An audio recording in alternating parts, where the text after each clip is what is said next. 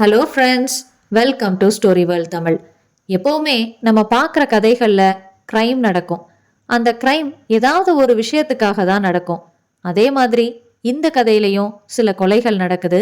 அந்த கொலைகள்லாம் என்ன காரணத்துக்காக நடக்குது அப்படின்னா லேடிஸ் வீக்னஸ் அப்படிங்கிற கான்செப்டை பேஸ் பண்ணி நடக்குது. ஆனால் எண்டில் தான் செம்ம ட்விஸ்ட் இருக்குது. அதை கதையை ஃபுல்லாக கேட்டு தெரிஞ்சுக்கோங்க. வாங்க இப்போ கதைக்குள்ளே போகலாம். அத்தியாயம் 1. பச்சை நட்சத்திரம் என்று ஆங்கிலத்தில் தன் நெற்றியில் எழுதி வைத்திருந்த அந்த ஹோட்டலுக்கு மாடிகள் 5. முன்பக்கம் புல்வெளி, கார் பார்க்கிங், கொல்லை பக்கம் நீச்சல் குளம். ரிசப்ஷனிஸ்ட் வழக்கம் போல் அழகாக லாமினேஷன் செய்த புத்தகம் போல எடுப்பாக நின்றாள். ஆட்டோ நின்றதும் இறங்கிக் கொண்ட அவன் கண்ணாடி அணிந்திருந்தான். சட்டையின் முதுகில் பாயத் தயாராய் மீசை வைத்த ஒரு புலி. அதே புலி சட்டையின் பாக்கெட் பகுதியில் சிறிய சைஸில். கையில் ஒரு சூட்கேஸ் வைத்திருந்தான். தொங்கு மீசை. எக்ஸ்கியூஸ் மீ என்றான். நிமிர்ந்தவளின் காது ஜிமிக்கிகள் அசைந்தன. எஸ், ஒரு டபுள் ரூம் வேணும். அவள் அவனை தாண்டி பார்த்துவிட்டு எத்தனை பேரு என்றாள். இப்போ நான் ஒருத்தந்தான். நாளைக்கு காலையில ஒரு ஃப்ரெண்டு ஜாயின் பண்ணிக்கிறாரு. ஓகே என்று சினிமா போஸ்டர் சைஸில் லெட்ஜரை எடுத்து 2 கையும் உபயோகித்து புரட்டினாள். உங்க நேம் சொல்லுங்க ப்ளீஸ். ஆர் ஜெயபால். அட்ரஸ் 74 பார் D, Miller road, Purasawalkam, Chennai. Local தானா? ஏன், உள்ளூர்காரங்களுக்கெல்லாம் ரூம் தர மாட்டீங்களா? நோ, நான் சும்மா தான் கேட்டேன். கையெழுத்து போடுங்க. பேனா சரியாக எழுதுகிறதா என்று பார்ப்பதற்கு கிறுக்குவது போல ஒரு கையெழுத்தை போட்டான். தன் விசிட்டிங் கார்டை எடுத்து தந்தான். அதை வாங்கி பார்த்துவிட்டு, மோகன் ரியல் எஸ்டேட்ஸ்ல தான் நீங்க வேலை பார்க்குறீங்களா என்றாள். ஆமா, ஏன்? அங்க உங்களுக்கு யாரையாவது தெரியுமா? இல்ல, அடிக்கடி விளம்பரங்களை பார்த்ததால கேட்டேன் என்று அவள் அந்த கார்டை போர்டில் 307ஆம் ரூம் நம்பருக்கு கீழே விலாசம் செருகுவதற்காக இருந்த பகுதியில் செருகிவிட்டு, 3th floor, right side sir, you may use the lift என்றாள். அட்வான்ஸ் பெற்றுக்கொண்ட பிறகு ஜெயபால் நடந்து லிஃப்ட் உபயோகித்து 3வது மாடியில் தனது அறையை திறந்து உள்ளே வந்தான். தாளிட்டு கொண்டு கட்டிலில் அமர்ந்தான். முதுகுக்கு ஒரு தலையணை கொடுத்து சாய்ந்து அமர்ந்து கொண்டு சிகரெட் பற்ற வைத்து கொண்டான். போனை எடுத்தான். Hello, Green Star reception. 307 பேசுகிறேன். என்னை பார்க்க ராஜான்னு ஒருத்தர் வருவார். ரூமுக்கு அனுப்பி வைக்கிறேன் சார். வேண்டாம், அதை சொல்லத்தான் கூப்பிட்டேன். வந்தா ரூமுக்கெல்லாம் அனுப்ப வேண்டாம், எனக்கு சொல்லுங்க, நான் கீழே வந்து அவரை பார்த்துக்கிறேன். Okay sir. வைத்தான். முடிந்து போன சிகரெட்டை பீங்கான் ஆஷ்ட்ரேயில் நசுக்கினான். சற்று நேரம் கண்மூடி படுத்திருந்தான். சுவிட்சை ஆன் செய்து இலவச மேற்கிசையை காதுகளில் பரவ விட்டான். குதிகால்களில் தாளமிட்டான். பிறகு உடை மாற்றிக்கொண்டு ரூமை பூட்டிக்கொண்டு கீழே வந்தான். சாவியை ரிசப்ஷனில் ஒப்படைத்து விட்டு செல்லலாமா இல்லை எடுத்துச் செல்லலாமா என்று ஒரு வினாடி யோசித்தான். பிறகு பேண்ட் பாக்கெட்டில் போட்டுக்கொண்டு நடக்கும் முன் ரிசப்ஷனில் அந்த பெண்ணை கண்கள் தேடின. அவள் இல்லை. இப்போது வேறு ஒருத்தி இருந்தாள். எதையோ மென்று கொண்டே குனிந்து எழுதி கொண்டிருந்தாள். ஜெயபால் வெளியே வந்து சாலையின் ஓரமாக நடந்தான். அத்தியாயம் 2. பூந்தமல்லி ஹைரோட்டில் ஈகா தியேட்டர் கடந்து சாலையில் இருந்து 100 அடி உள்ளே தள்ளி இருந்தது அந்த கிளினிக். வாசலில் வரிசையாக அசோக மரங்கள். குனிந்த தலை நிமிராமல் இருந்தன அவற்றின் இலைகள். கூட்டல் குறி ஸ்டிக்கர் ஒட்டிக்கொண்டு டாக்டரின் ஃபியட் வெளியே காத்திருந்தது. டிரைவர் பேனட் மேல் கவிழ்ந்து மாலை செய்தித்தாள் படித்து கொண்டிருந்தான். தவிர 2 ஸ்கூட்டர்கள், ஒரு ஆட்டோ காத்திருந்தன. வானம் நிறைய மங்கிக் கொண்டிருந்தது. முதலில் நீல செவ்வக வெயிட்டிங் ஹால். மைக்கா ஒட்டின நீளமான பெஞ்சுகள். 5 ஆண்கள் காத்திருந்தார்கள். 2 டை கட்டின மெடிக்கல் ரெப்ஸ். மீதம் 3 ஒருவர் கண்களின் மேல் கர்ச்சீஃப் போட்டுக்கொண்டு உறங்கி போயிருக்க, இன்னொருத்தர் தனக்கு புரியாத மெடிக்கல் மேகசினில் படம் பார்த்தார். மற்றொருவர் தன் வாழ்வின் கடைசி சிகரெட் அதுதான் என்பது போல ஃபில்டர் வரை நெருப்பு வந்த பின்னும் அணைக்க மனமில்லாமல் இறுதி வரை புகைத்து கொண்டிருந்தார். ரெப்ரசன்டேட்டிவ்ஸ் பரஸ்பரம் தங்கள் கம்பெனிகளின் குறைபாடுகளை ஆங்கிலத்தில் பேசி தேற்றிக்கொள்ள, அடுத்த டாக்டரின் அறைக்கான ஒற்றை கதவின் மேல் டாக்டர் எத்திராஜ் பால்வினை நோய் மருத்துவர் என்று தமிழிலும் எஸ்டிடி ஸ்பெஷலிஸ்ட் என்று ஆங்கிலத்திலும் இருக்க, ஸ்டூலில் அமர்ந்திருந்த பையன் பேப்பரை சுருட்டி குச்சி தயார் செய்து படு சுவாரஸ்யமாக காது குடைந்து கொண்டிருந்தான். ஒற்றை பெல் டிங் என்று ஒலித்ததும், அடுத்தது மாணிக்கசாமி போங்க என்றான் பையன். மேகசீனை போட்டுவிட்டு மாணிக்கசாமி எழுந்து டாக்டரின் அறைக்குள்ளிருந்து வேறு ஒரு சாமி வெளியே வந்த பிற்பாடு உள்ளே போனார். வெளிவந்தவர் கையில் சீட்டும் கண்களில் கவலையும் படபடக்க மெதுவாக வெளியே வந்தபோது இவன் உள்ளே நுழைந்தான். அந்த பையனிடம் வந்தான். பேரென்ன சார்? ஆர் ஜெயபால். நேத்தே ஃபோன் பண்ணி அப்பாயின்மெண்ட் வாங்கியிருக்கேன். பையன் பெயர்கள் எழுதின சீட்டை பார்த்துவிட்டு, 4 மணிக்கு வர சொன்னா 5:30 வரீங்களே சார். சரி உட்காருங்க, இன்னும் 2 பேஷண்ட்ஸை பார்த்துட்டு அப்புறமா தான் உங்களை பார்ப்பாரு. ஜெயபால் அமர்ந்தான். அணிந்திருந்த கண்ணாடியை கலற்றி கர்ச்சீஃபில் துடைத்து மறுபடியும் போட்டு கொண்டான். பேண்டின் பின் பாக்கெட்டில் வைத்திருந்த கிரீன் ஸ்டார் ஹோட்டல் அறையின் சாவி உறுத்தியது. அதை எடுத்துக்கொண்டு சட்டையின் மேல் பாக்கெட்டில் வைத்து கொண்டான். டீப்பாய் மேல் கிடந்த புத்தகத்தை எடுத்து வரிசை தவறாமல் பக்க எண்கள் போடப்பட்டிருக்கிறதா என்று பார்த்தான். சிகரெட் பற்ற வைத்து கொண்டான். 3/4 மணி நேரம் ஆகியது அவன் உள்ளே செல்ல. டாக்டர் எத்திராஜ் கருப்பாய் நெற்றியில் விபூதி வைத்து கொண்டு பேசின் சுடுநீரில் கை கழுவி பூத்துண்டில் துடைத்து கொண்டு எஸ் என்றார். இவன் மடக்கப்பட்ட காகிதங்களை நீட்டிக்கொண்டே, 3 நாள் முன்னாடி வந்தேன் டாக்டர். பிளட் டெஸ்ட் எழுதி கொடுத்தீங்க, ரிசல்ட்டை எடுத்துட்டு வர சொன்னீங்க, அதான் என்றான் சன்னமாக. எத்திராஜ் காகிதங்களை பிரித்து முதலில் தன்னுடைய பிரிஸ்கிரிப்ஷன் பேப்பரில் டயக்னாசிஸ் என்னும் இடத்தில் தான் எழுதிய குறிப்புகளை ஒரு தரம் பார்த்து கொண்டு பிறகு இரத்த பரிசோதனை ரிப்போர்ட்டை பார்த்தார். விடிஆர்எஸ் நான் ரியாக்டிவ்னு தான் வந்திருக்கு. ஆனால் சிஃபிலிஸில் என்ன ப்ராப்ளம்னு பல சமயம் ரத்தத்தில் அதை கண்டுபிடிக்க முடியாது. எனவே தம்பி, நீங்கள் சொன்ன சிம்டம்ஸை வச்சு பார்க்குறப்ப இது ஆரம்ப நிலை தான். Don't worry. இன்ஜெக்ஷன் எழுதுகிறேன், மாத்திரைகள்லாம் எழுதுகிறேன். 1 வாரம் கழித்து வந்து என்னை பாருங்க. சரி சார். பயப்பட ஒன்றும் இல்லையே டாக்டர், சரியாயிரும்ல? இந்த பயம் அப்ப எங்க போச்சு? அவன் மௌனமாக தலை குனிந்து கொண்டான். எத்திராஜ் புதிய பிரிஸ்கிரிப்ஷனில் அவன் பெயரை எழுதி மருந்துகளை எழுதி கையெழுத்திட்டு டர் என்று கிழித்து நீட்டினார். இனிமேலாச்சும் ஜாக்கிரதையா இருங்க. கல்யாணம் ஆயிடுச்சா? இன்னும் இல்லை டாக்டர். பண்ணிக்குங்க சார். இப்படி கண்டபடி ஊர் மேய்ஞ்சிட்டு அவஸ்தப்பட வேண்டியதில்லை பாருங்க. 50 ருபீஸ் கொடுங்க. கொடுத்தான். பிரிஸ்கிரிப்ஷன் காகிதங்களை மடக்கி எடுத்துக்கொண்டு எழுந்தான். வெளியே வந்தான். சாலையில் இருந்த மருந்து கடையில் மருந்துகள் வாங்கி கொண்டான். புறப்பட்டான். அத்தியாயம் 3. மறுபடியும் கிரீன் ஸ்டார் ஹோட்டல் வந்தபோது மணி 6:30. ரிசப்ஷனில் தன்னை தேடி யாராவது வந்தார்களா என்று கேட்டான். இல்லை என்கிற பதிலை பெற்றுக்கொண்டு தன் அறைக்கு வந்தான். நகம் கடித்தான். யோசித்தான். பெல் அடித்து ரூம்பாயை அழைத்தான். வந்தவனிடம் ஹோட்டலின் பாரிலிருந்து கொண்டு வர சொல்லி பிராண்டி ஆர்டர் செய்தான். 10 நிமிடத்தில் வந்தது. சிப்ஸ் கடித்து கொண்டு குடித்தான். புகைத்தான். தனக்குத்தானே சிரித்து கொண்டான். டெலஃபோனை தூக்கி மடியில் வைத்து கொண்டான். எடுத்து ரிசப்ஷனில் ஒரு லோக்கல் நம்பர் சொல்லி தொடர்பு கேட்டான். 7 ரிங் போன பிறகு எடுக்கப்பட்டது. யாரு என்று ஒரு பெண் குரல். கிரீன் ஸ்டார் ஹோட்டல்லேருந்து பேசுகிறேன். Room number 307. அனுப்புறீங்களா? உங்கள் வாடிக்கை தான்.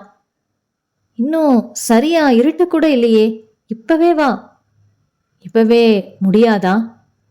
300 ஆகும். ஆகட்டும், அனுப்பி வைக்கிறேன். பேர் என்னங்க? என் பேர் செண்பகம். அனுப்ப போறீங்களே, அதோட பேரை கேட்டேன். உங்களுக்கு பிடிச்ச பேரா வச்சுக்க வேண்டியது தான். ரிசீவரை வைத்தான். மேலும் கொஞ்சம் குடித்தான். கட்டிலில் சாய்ந்து கொண்டு காத்திருந்தான். வாய் நிறைய புகை வழிய. 1/2 மணி நேரம் கழித்து அறையின் அழைப்பு மணிக்கு எழுந்தான். கதவை திறந்தான். சுடிதார் உடையில் கல்லூரி மாணவி போல் இருந்தாள் அவள். சிரித்தாள், படக்கென்று கண்ணடித்தாள். உள்ளவா என்றான்.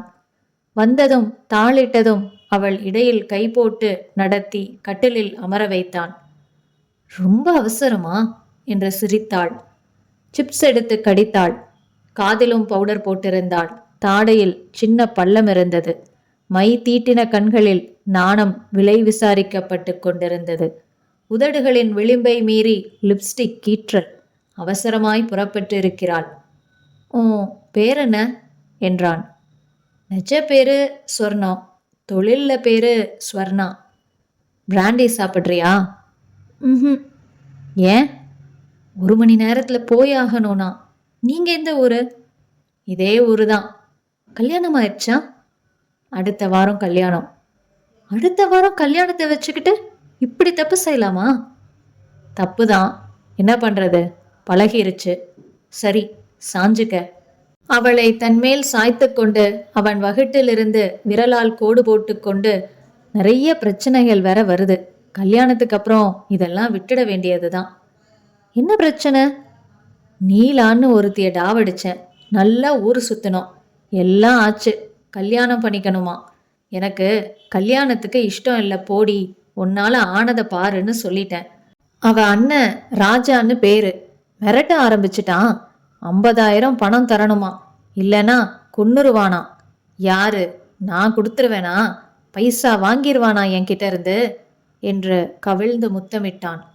அவன் தலையை செல்லமாக களைத்து கொண்டு, சுமூகமா முடிச்சிருங்க சார், கல்யாணம் பண்ணிக்கிட்டு நல்ல பிள்ளையா இருங்க. என்ன செய்றீங்க நீங்க என்றாள். மோகன் ரியல் எஸ்டேட்ஸில் அக்கவுண்டண்ட்டாக வேலை பார்க்குறேன். பேசினது போதும். சரி, போதும் என்று எழுந்து நின்று உடையின் பின் பட்டன்களை கலற்ற ஆரம்பிக்க விளக்கை கை நீட்டி அணைத்தான். மெத்தென்று அவளை மார்பில் வாங்கி கொண்டான். பிராண்டி வாசனை ஏந்தின முத்தங்களை தெளித்தான். கைகளுக்கு முழு சுதந்திரம் வழங்கினான். மீச குத்துது என்றாள். 1/2 மணி கழித்து அவள் உடையணிந்து புறப்பட்டாள்.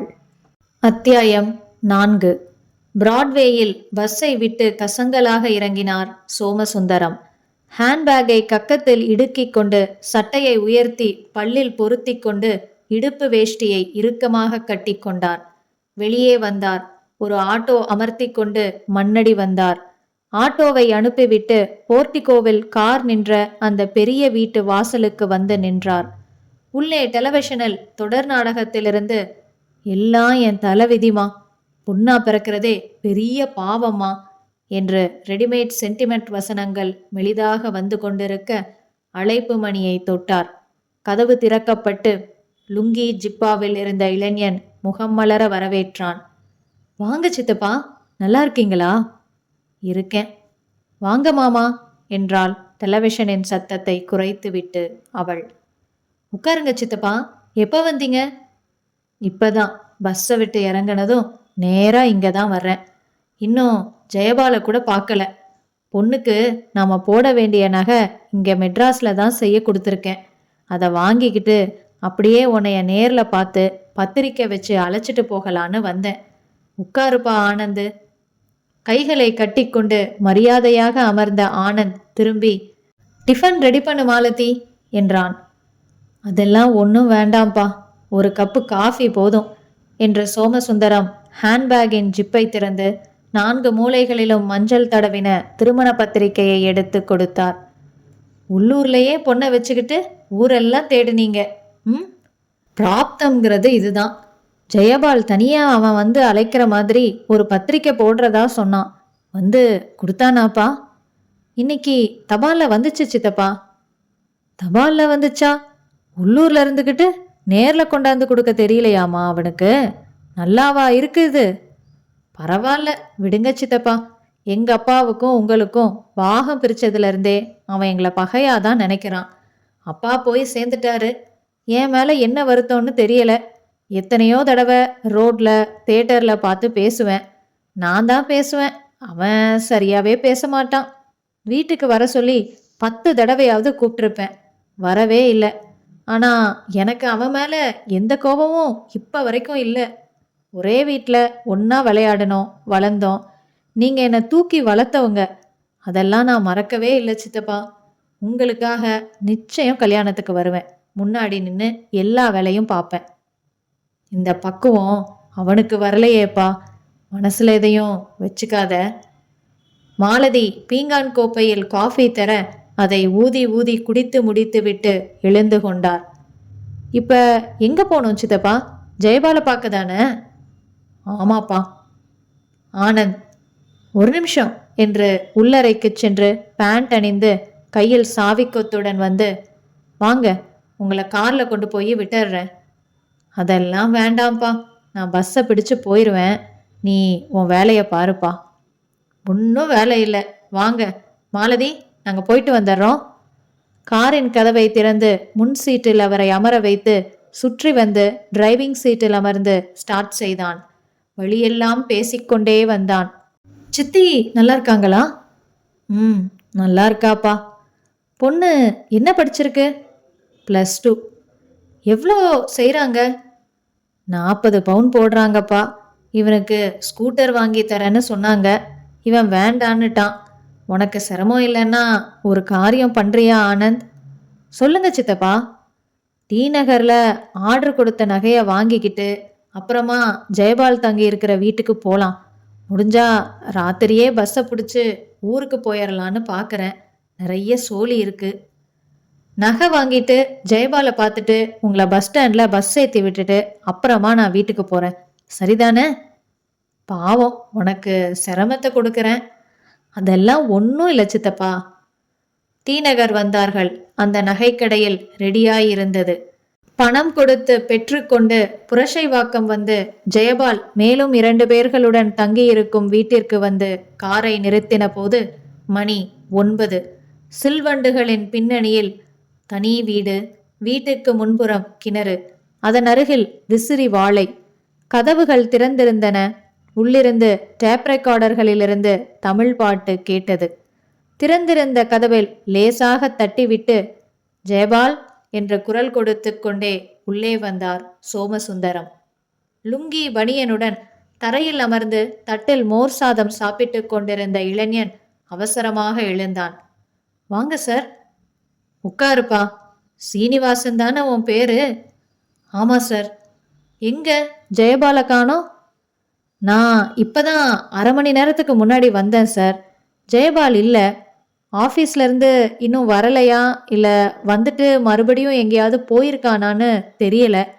3 பேர்கிட்டையும் தனித்தனியாக சாவி இருக்கு. ஒரு நிமிஷம், கை கழுவிட்டு வந்துடுறேன். உட்காருங்க சார் 2 பேரும்.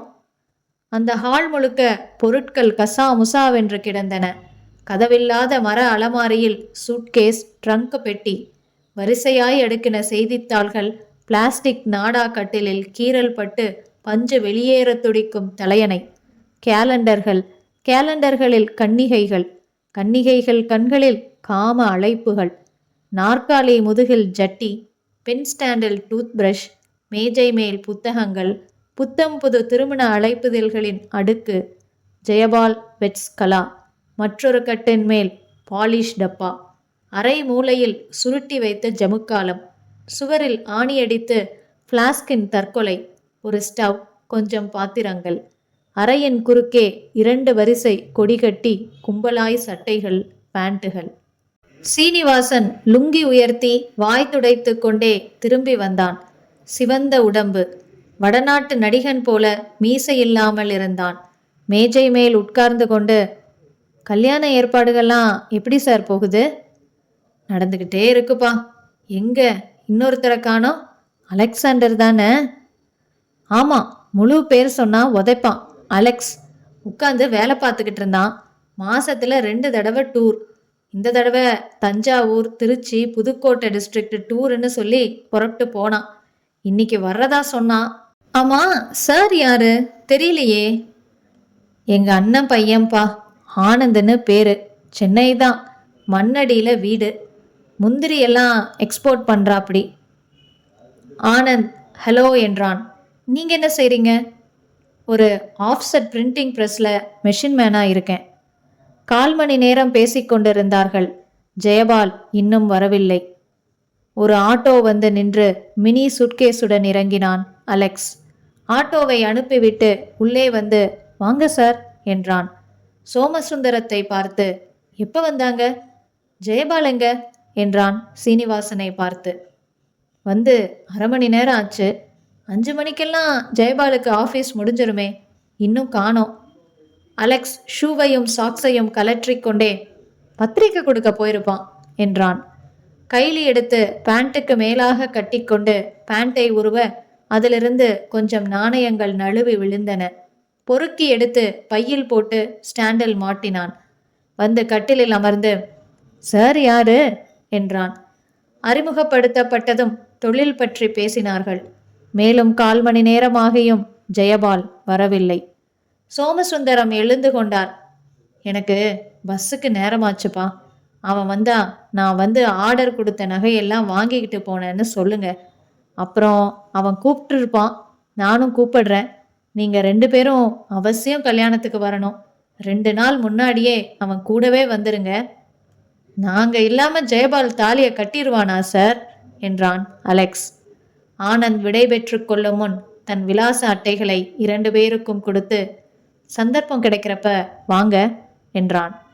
வாசலுக்கு வந்து கார் புறப்படும் வரை நின்று வழி அனுப்பி வைத்துவிட்டு உள்ளே வந்தார்கள். டூரெல்லாம் எப்படி இருந்துச்சு அலெக்ஸ்? பரவாயில்ல, நினச்ச அளவுக்கு. ஆனால் ஆர்டர் கிடைக்கல. பஸ்ஸில் வந்தியா ட்ரெயினில் வந்தியா? பஸ்ஸில் தான் வந்தேன். இங்கே என்ன விசேஷம் சீனோ? ஒன்றும் இல்லை, வழக்கம் போல் ஏதோ கிளர்ச்சிக்கு ஒரு பல்லவன் பஸ்ஸை எரிச்சாங்க. பேப்பரில் பார்த்துருப்பியே.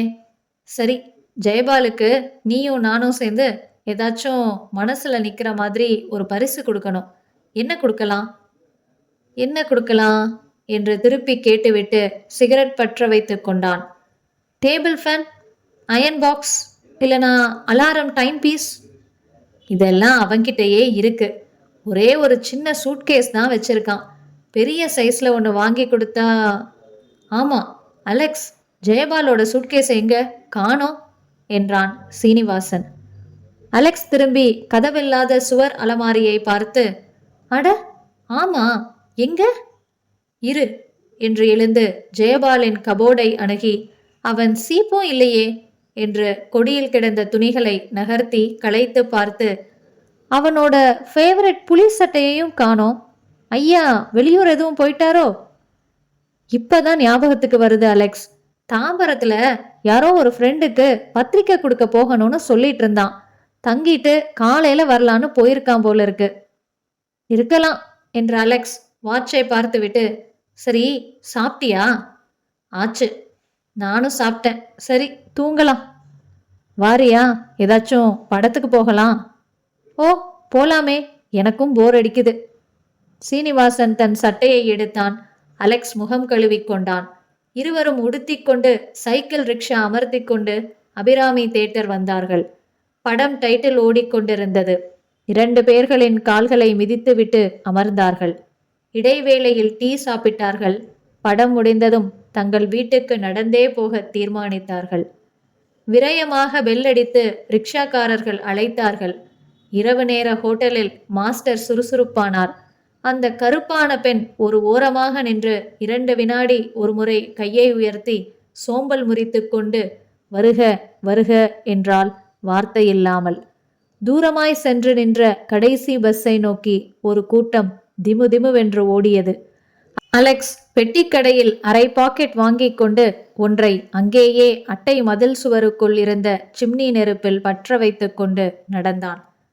நம்ம செட்ல ஜெயபால் முந்திக்கிட்டான். அடுத்தது யாரு, நீயா என்றான் அலெக்ஸ். அநேகமா நான் தான். ஏன் சொல்றேன்னா, நம்ம ஆளுக்கு ஒரே ஒரு அண்ணன் மட்டும்தான். அவனுக்கும் அரசல் புரசலா விஷயம் தெரியும். ஜாக்கிரதையோட பழகுன்னு சொல்லியிருக்கான். நினச்சா நாளைக்கே தாலி கட்டலான்னு வையேன். ஆனால் இன்னும் கொஞ்சம் துட்டு சேர்த்துக்கிட்டு பண்ணிக்கலான்னு பார்க்குறேன். 4 நல்ல புடவை எடுத்து தரணும் அலெக்ஸ். ஓரளவுக்கு டீசெண்டான வாடகை வீடு பார்க்கணும். 4 இடத்துக்கு அழைச்சிட்டு போகணும். குழந்தைன்னு வேற ஆயிடுச்சுன்னா ஏகப்பட்ட செலவு. ஓஹோ, அதுக்கு தான் அண்ணாச்சி ஓவர் டைம் கேட்டு வாங்கி உழைக்கிறீங்களோ? கிண்டலா இருக்கா உனக்கு? நான் சீரியஸாக சொல்கிறேன். சேச்சே, நான் எதுவும் தப்பாக சொல்லலை. நீ சொல்கிறது நியாயமான விஷயம். நாளைக்கு பணம் காரணமா உன் பொண்டாட்டி முகம் சுளிக்க கூடாதுன்னு நினைக்கிற. கரெக்டான விஷயம்தான். சரி, நம்ம ஜெயபால் ஒய்ஃப் போட்டோ எதுவும் வந்துச்சா? காட்டினானா? தெரியலப்பா. வந்தாலும் நம்ம கிட்ட காட்ட மாட்டான். கொஞ்சம் அமுக்கலான ஆளு அலெக்ஸ் அவன். சச்ச, என்னப்பா இப்படி சொல்ற? நிதானமா தான் சொல்றேன். சில நடவடிக்கைகள் எனக்கு புரியல. நம்ம கிட்ட எதையோ மறைக்கிறான். 10 நாளைக்கு முன்னாடி ஒரு கார்ல அவனை பார்த்தேன். ஒரு செவத்த பொண்ணு காரை ஓட்டுனான். ரூம்ல நான் கேட்டதுக்கு, என்னையா பார்த்தேன்? நான் ஆபீஸை விட்டு வெளியிலேயே போகல. வேற யாரையாவது பார்த்துட்டு வளராதன்னு சொல்லிட்டான். எனக்கே குழப்பமா போயிருச்சு. இன்னொரு நாள் ஒரு லெட்டர் படிச்சுட்டு இருந்தான். என்னை பார்த்ததும் அவசரமா கிழிச்சு, கொஞ்சம் நெருங்கி பழகிட்டா, கடன் கேட்குறாப்பா அப்படின்னு சலிச்சுக்கிட்டே வீதியில வீசிட்டு வெளியே போயிட்டான். எதையோ மறைக்கிறான்னு பட்டுது. நான் பொறுமையா வீதியில கிடைச்ச வரைக்கும் அந்த லெட்டர் துண்டுகளை பொறுக்கினேன். ஒன்று சேர்க்க முடியல. ஆனா காதல் கடிதத்துக்கு உள்ள வார்த்தைகள் அங்கங்க தட்டுப்பட்டுச்சு. நீலா நீலான்னு அடிக்கடி வந்துச்சு. நான் தோண்டி கேட்க விரும்பல. அட பாவி, வேற யாராச்சும் லவ் பண்றானா இவன்? அப்போ இந்த கல்யாணத்துல சம்மதம் இருக்கா இல்லையா? நான் பார்த்த வரைக்கும் சந்தோஷமா தானே இருக்கான். நானும் எப்படி எப்படி எல்லாமோ கேட்டுட்டேன் அலெக்ஸ். சந்தோஷமா தான் இருக்கிறதா காட்டிக்கிறேன். ஆனா ஏதோ சங்கடத்துல இருக்கிற மாதிரி தெரியுது. என்னன்னு சொல்ல முடிஞ்சா உதவுறேன்னு சொல்லி பார்த்துட்டேன். அதெல்லாம் ஒண்ணுமில்லையே அப்படின்னு சொல்லிட்டான். அவர்களின் வீட்டை சமீபித்தார்கள். கொக்கியை நீக்கி காம்பவுண்ட் கேட்டின் சிறிய இரும்பு கதவை திறந்து கொண்டு உள்ளே வந்து சீனிவாசன் கிணற்றில் நீர் இறைத்து கால்களை கழுவிக்கொண்டான். அலெக்ஸ் வாசலுக்கு வந்து வராந்தாவில் உள்ள 40 வாட்ஸ் வெளிச்சத்தை உபயோகித்து பூட்டை பார்த்து அதிர்ந்தான். பூட்டு திறந்து தொங்கிக் கொண்டிருந்தது. சீனி, பூட்டு திறந்து கிடக்கு. சரியா பூட்டலையா? நான் தான் பூட்டினேன் அலெக்ஸ். நல்லா இழுத்து பார்த்துட்டு தானே வந்தேன். என்னது இது? ஐயோ, இங்க பாருடா, நாதங்கி வளைஞ்சிருக்கு. யாரோ நம்பி இருக்காங்க. பூட்டை உடைச்சிருக்காங்க. திருட்டு பையன் வந்திருக்கணும். சீக்கிரம் தர. கடவுளே, எதுவும் போயிருக்க கூடாது. பெட்டியில 2000 ரூபாய் பணம் வச்சிருந்தேன். தர சீக்கிரம். கதவை திறந்து கொண்டு உள்ளே வந்து விளக்கு போட்டு மேலும் அதிர்ந்தார்கள். அறை முழுக்க அலங்கோலமாயிருந்தது. கட்டில் ஒன்று தலைகுப்புற கிடந்தது. மேஜை 4 கால்களையும் உயரே தூக்கி இருந்தது. நாற்காலிகள் ஒன்றுடன் ஒன்று புரண்டிருக்க ஷெல்ஃபில் இருந்த பொருட்கள் சிதறியிருந்தன. ஜெயபால் சொந்தமாக அடித்த புத்தம் புது திருமண அழைப்பிதழ்கள் அத்தனையும் 2ஆக 4ஆக கிழித்து போடப்பட்டிருந்தன. அறையில் மாட்டியிருந்த ஜெயபாலின் போட்டோ மட்டும் உடைக்கப்பட்டிருந்தது. என்னடா இது என்றான் சீனிவாசன் அதிர்ச்சி மாறாமல். ஓ, பணம் இருக்கான்னு முதல்ல பாரு. சீனிவாசன் அறையின் குழப்பத்தில் தன் ட்ரங்க் பெட்டியை தேடி அதை திறந்து சட்டைகளுக்கு அடியில் கவரில் போட்டு வைத்திருந்த 2000 பணத்தை பார்த்ததும் பெருமூச்சு விட்டான். இருக்குடா. அப்போ வந்தவன் திருடன் இல்ல.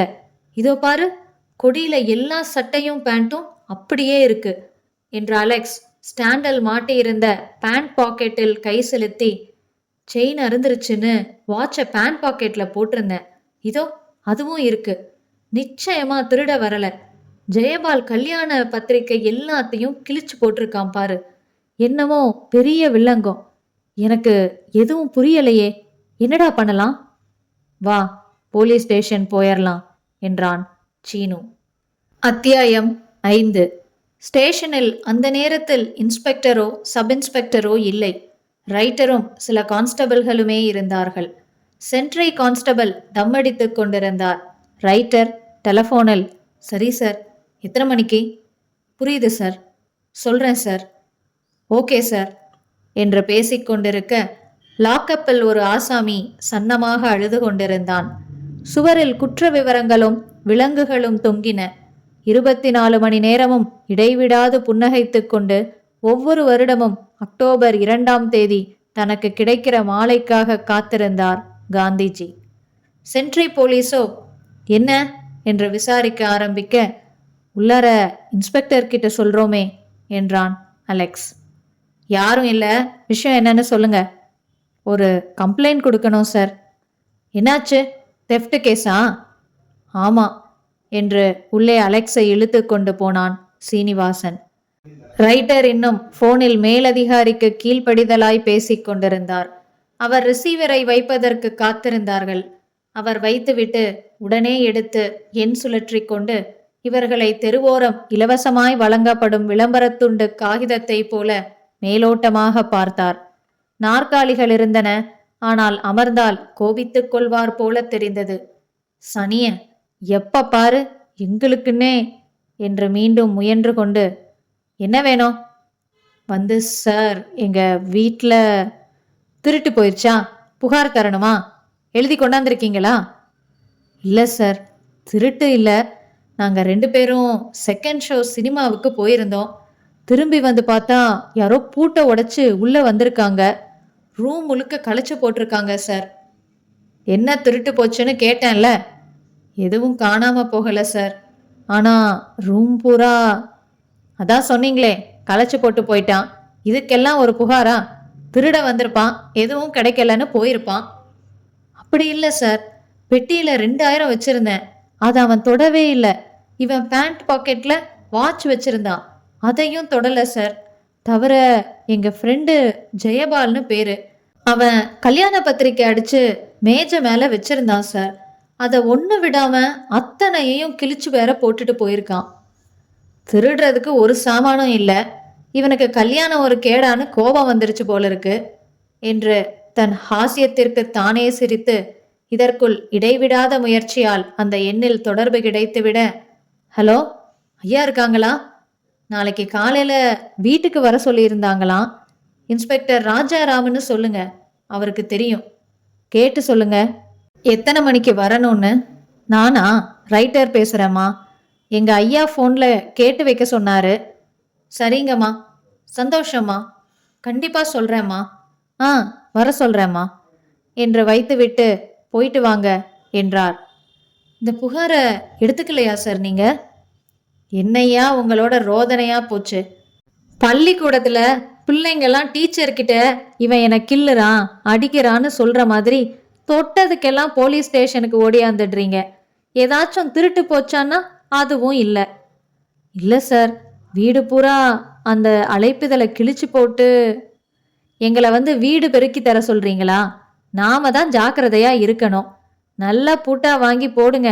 வேற ஏதாச்சும் ட்ரபிள்னா வாங்க பார்த்துக்கலாம் என்று எழுந்து லாக்கப் பக்கம் நடந்து, டேய் அல்றத நிறுத்துடா, இவன் வேற நொய்யின்னு அழுதுகிட்டு, என்னமோ உலகத்துல இவர் ஒருத்தர் தான் ஜெயிலுக்குள்ள வந்த மாதிரி, வாய மூடிட்டு தூங்கு.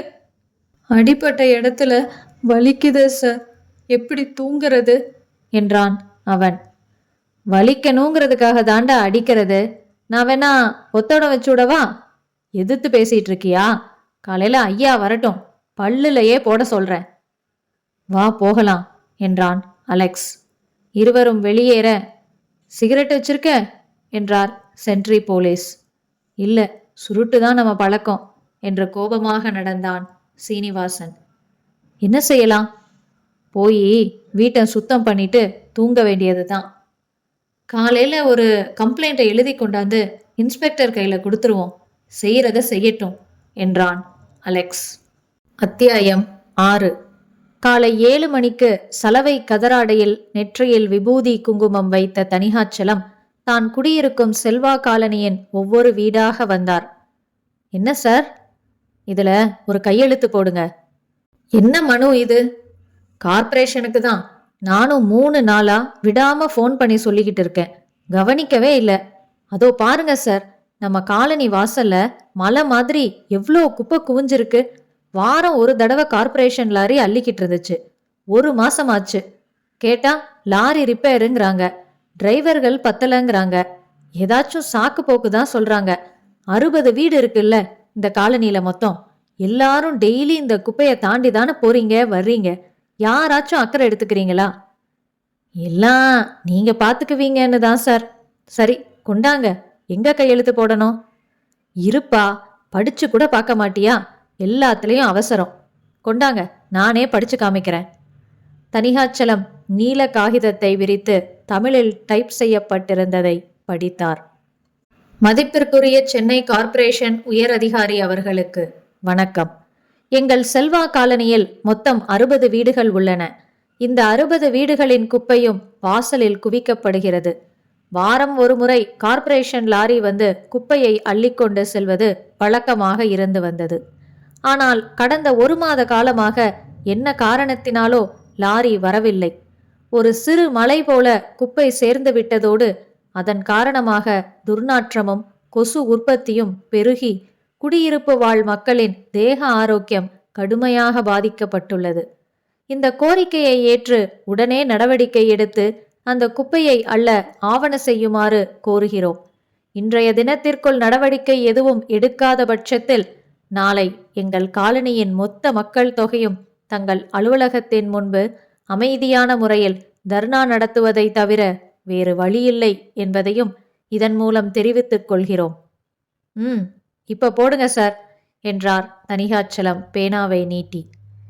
என்னங்க இது என்னமோ தர்ணா போராட்டம்லாம் எழுதியிருக்காரு, நீங்களும் கையெழுத்து போட போறேன்னு சொல்றீங்க? போலீஸை வச்சு அடிச்சா என்ன பண்ணுவீங்க என்றாள் அந்த கவலையான மனைவி. போச்சுடா, இந்தியா வளராததுக்கு இதுவும் ஒரு காரணம் தாயே. நீங்களும் நல்லது செய்ய மாட்டீங்க, நல்லது செய்யறவங்களுக்கும் ஒத்துழைப்பு தர மாட்டீங்க. ஆனா யாரோ எதுவோ செஞ்சு காரியம் மட்டும் ஆனா போதும். உங்க புருஷனை என்ன பெரிய சுதந்திர போராட்டத்துக்கா கூப்பிட்டேன்? கோரிக்கைய அழுத்தமா சொல்லணுங்கிறதுக்காக அப்படி எழுதியிருக்கேன். சார் எதுவும் தப்பா சொல்ல மாட்டாருமா? நீங்க கொடுங்க சார், நான் கையெழுத்து போடுறேன். தணிகாச்சலம் அத்தனை வீதிகளிலும் கையெழுத்து வாங்கி கொண்டு வேலை வெட்டி இல்லாமல் ரிட்டையர் ஆகி வீட்டில் இருக்கும் தன்னை போன்ற இன்னும் 3 பேரை கூட்டிக் கொண்டு மனுவுடன் கார்ப்பரேஷனுக்கு புறப்பட்டார். மாலை தன் பிரஸ்ஸிலிருந்து சீனிவாசன் வீடு திரும்பின போது அலெக்ஸ் தலை சீவி பவுடர் போட்டிருந்தான். பேண்ட்டுக்குள் சட்டையை இன் செய்திருந்தான். என்ன அலெக்ஸ், ஜெயபால் வந்துட்டானா? இல்லை, நான் அவன் ஆஃபீஸுக்கு ஃபோன் பண்ணேன், இன்னைக்கு வரல, ஆனால் லீவும் சொல்லலையாம் அப்படின்னாங்க. இங்கே வந்து பார்த்தா அவன் சூட்கேஸும் இல்லை. ஸோ இன்னும் ஊர்ல இருந்து வரலன்னு நினைக்கிறேன். தாம்பரம் போயிருந்தா காலையில வந்திருக்கணுமே அலெக்ஸ். வேற வெளியூர்னா நம்ம கிட்ட சொல்லாம போக மாட்டானே. அது சரி, நீ எங்கேயாச்சும் கிளம்பிட்டியா? ஆமா, பாண்டிச்சேரியில எக்ஸிபிஷன் நடக்குது. அதுல எங்க கம்பெனிக்கு ஒரு ஸ்டால் கேட்டிருக்கோம். அது சம்பந்தமா தான் போறேன். நாளைக்கு நைட்டுக்குள்ள வந்துருவேன் சீனு. எனக்கு என்னவோ குழப்பமா இருக்கு அலெக்ஸ். கல்யாணத்துக்கு இன்னும் 6 நாள் தான் இருக்கு. இந்த சமயத்துல இவன் சொல்லாம கொள்ளாம எங்கேயோ போயிருக்கான். நேத்து ராத்திரி என்னடானா எவனோ மெனக்கெட்டு வந்து வீட்டையே கவுத்து போட்டுட்டு பத்திரிகையெல்லாம் கிழிச்சு போட்டுட்டு வேற போயிருக்கான். ஒருவேளை ஒருவேளை நான் சொன்னனே கிழிச்சு போட்ட லெட்டர்ஸ்ல நீலான்னு பார்த்தேன்னு, அவளோட இது கல்யாணம் பிடிக்காம எங்கேயாவது ஓடி போயிருப்பானோ?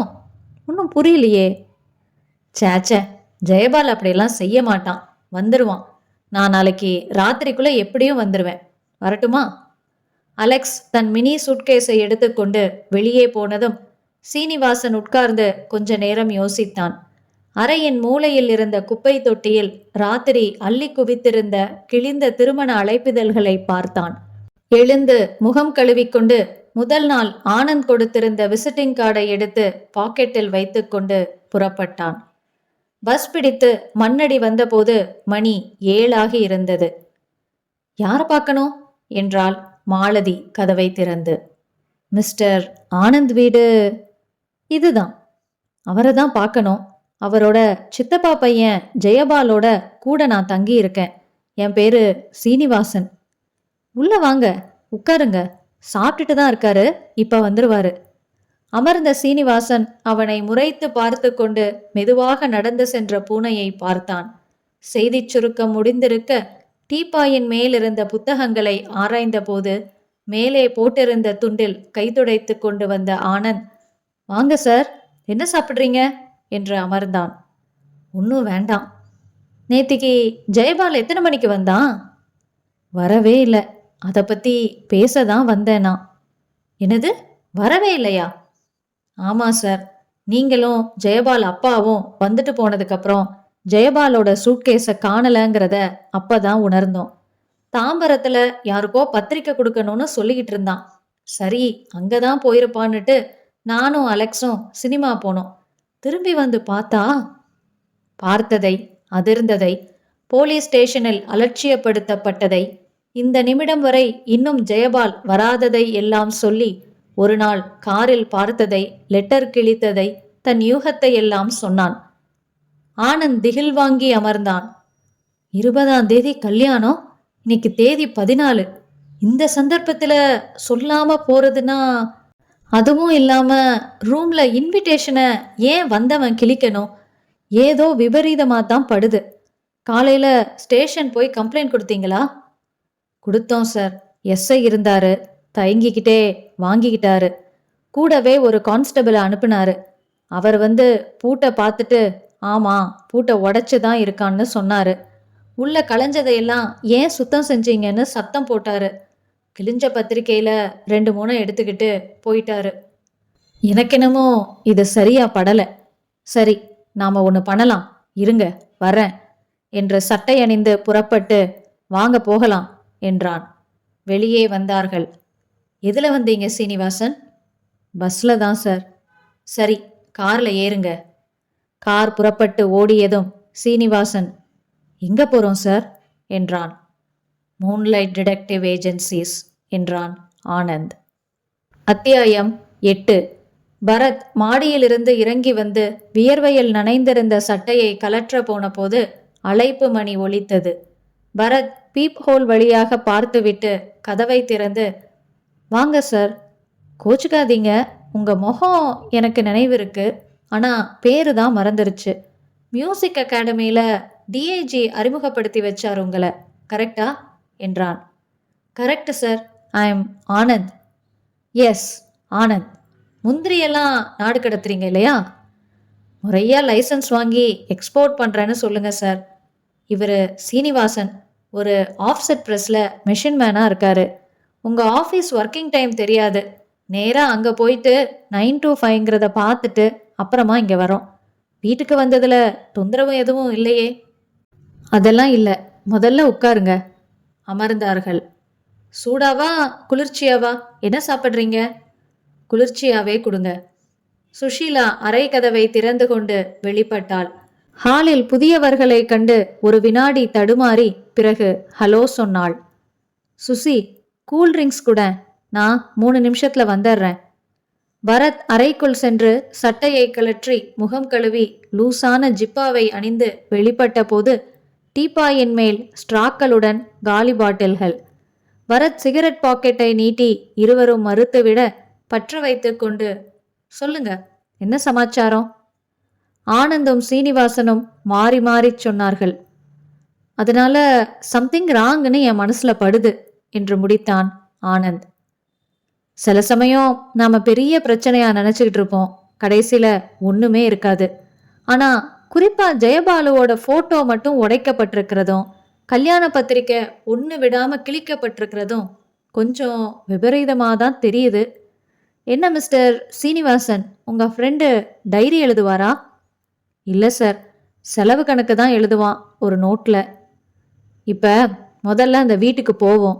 ஜெயபாலுக்கு சொந்தமான பொருட்கள்ல கொஞ்சம் ஆராயலாம். ஏதாச்சும் செய்தி கிடைக்குதான்னு பார்க்கலாம். அதுக்கப்புறம் என்ன செய்யலான்னு ஒரு தீர்மானத்துக்கு வரலாம். நால்வரும் 2 கார்களில் புறப்பட்டார்கள். அத்தியாயம் 9. புரசைவாக்கம் வீட்டுக்கு வந்து, இந்த பூட்டு தான் உடஞ்சிருந்ததா?